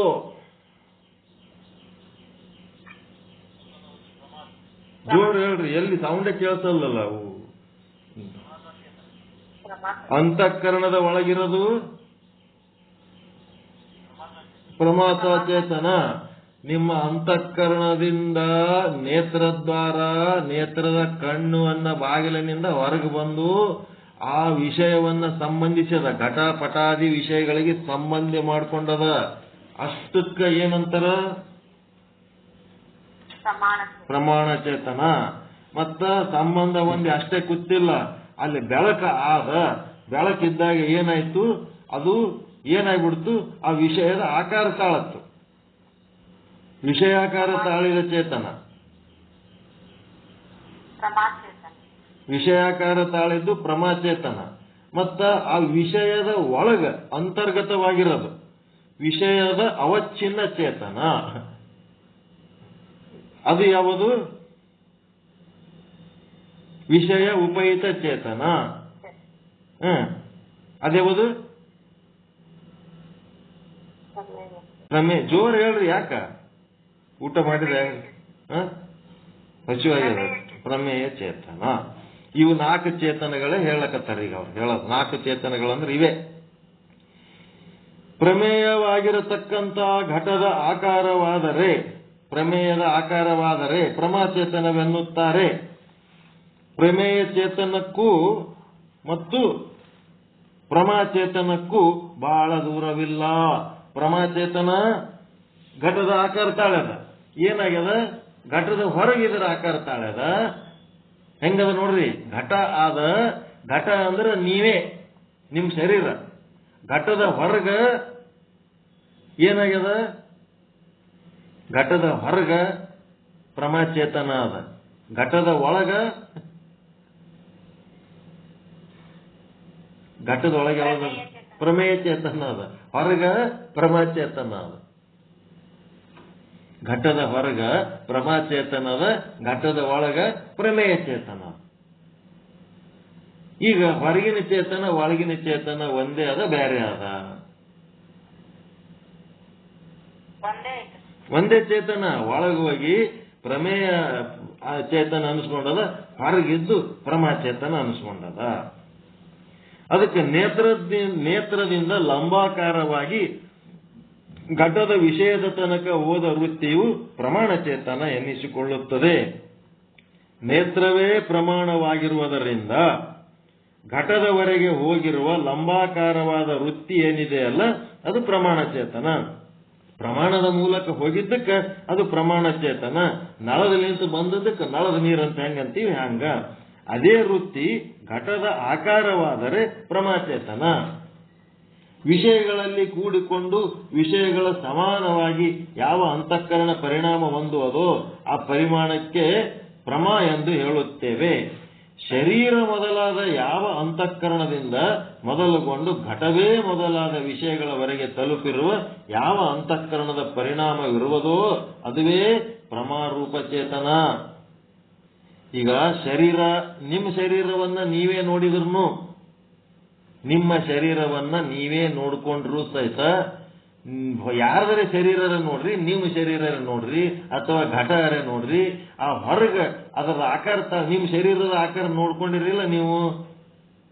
ನಿಮ್ಮ ಶರೀರದ ಆಕಾರ ನಿಮ್ಮ ಅಂತಃಕರಣ ತಾಳ್ತದ ಇಲ್ರಿ ನೋಡ್ಕೊಳಕ? ನಿಮ್ಮನ್ನು ನೀವು ನೋಡ್ಕೊಳಗ ಆಕಾರ ತಾಳ್ತದ ಇಲ್ಲ?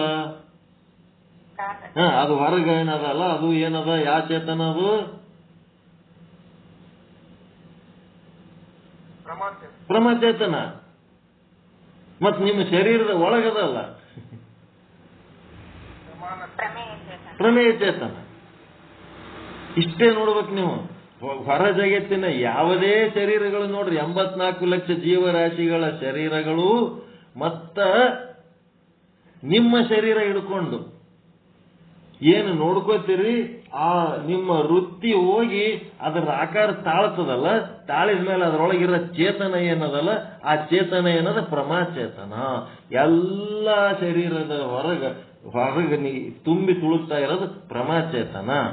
ಎಲ್ಲಾ ಶರೀರಗಳ ಒಳಗೆ ತುಂಬಿ ತುಳುಕ್ತಾ ಇರೋದು ಪ್ರಮೇಯ ಚೇತನ. ಪರಮಾತ್ಮನ ದರ್ಶನ ಇದು. ಚೇತನ ಅಂದ್ರೆ ಪರಮಾತ್ಮನ ದರ್ಶನ. ಅದಕ್ಕೆ ಶರೀರ ಮೊದಲಾದ ಯಾವ ಅಂತಃಕರಣದಿಂದ ಮೊದಲುಗೊಂಡು ಘಟವೇ ಮೊದಲಾದ ವಿಷಯಗಳವರೆಗೆ ತಲುಪಿರುವ ಯಾವ ಅಂತಃಕರಣದ ಪರಿಣಾಮವಿರುವುದೋ ಅದುವೇ ಪ್ರಮಾರೂಪ ಧರಿಸುತ್ತದೆ. ಆದ್ದರಿಂದ ಅಂತಃಕರಣ ವೃತ್ತಿಯಿಂದ ಅತ್ಯಂತ ಭೇದವಿರುವುದಿಲ್ಲ.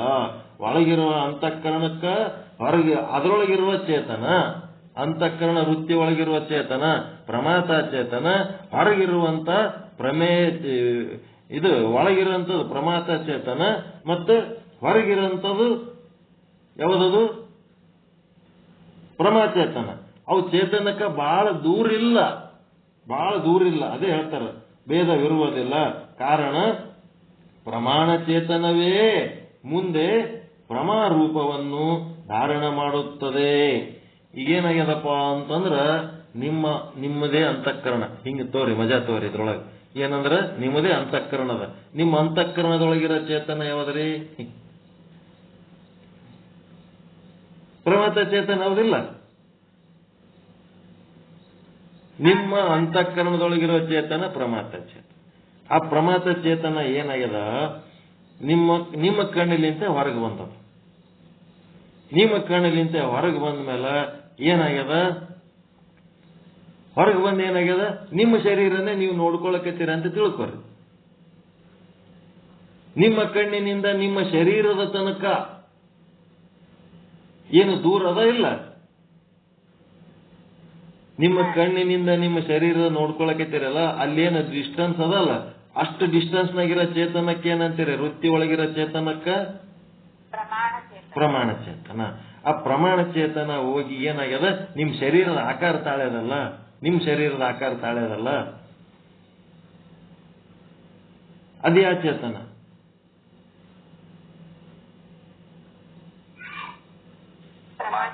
ಪ್ರಮಾಚೇತನ. ಈಗ ನಿಮ್ ಶರೀರದ ಆಕಾರ ತಾಳಿದ್ದು ಪ್ರಮಾಚೇತನ ಎಲ್ಲಿ ಅದದು?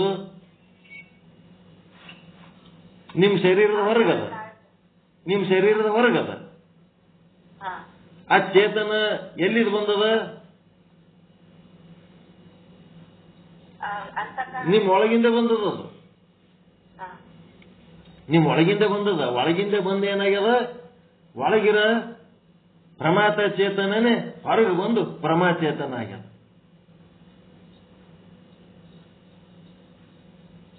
ತಿಳಿತಾ? ನಿಮ್ಮ ಒಳಗಿರುವ ಪ್ರಮಾತ ಚೇತನನೇ ಪ್ರಮಾಣ ಚೇತನ ಆಗಿ ಪ್ರಮಾಚೇತನ ಆಗಿ ಕುಂತದೀಗದು. ಈ ಪ್ರಮಾಚೇತನಕ್ಕ ಮತ್ತು ನಿಮ್ಮ ಒಳಗಿರುವ ಪ್ರಮಾತ ಚೇತನಕ್ಕ ಎಷ್ಟು ದೂರದ?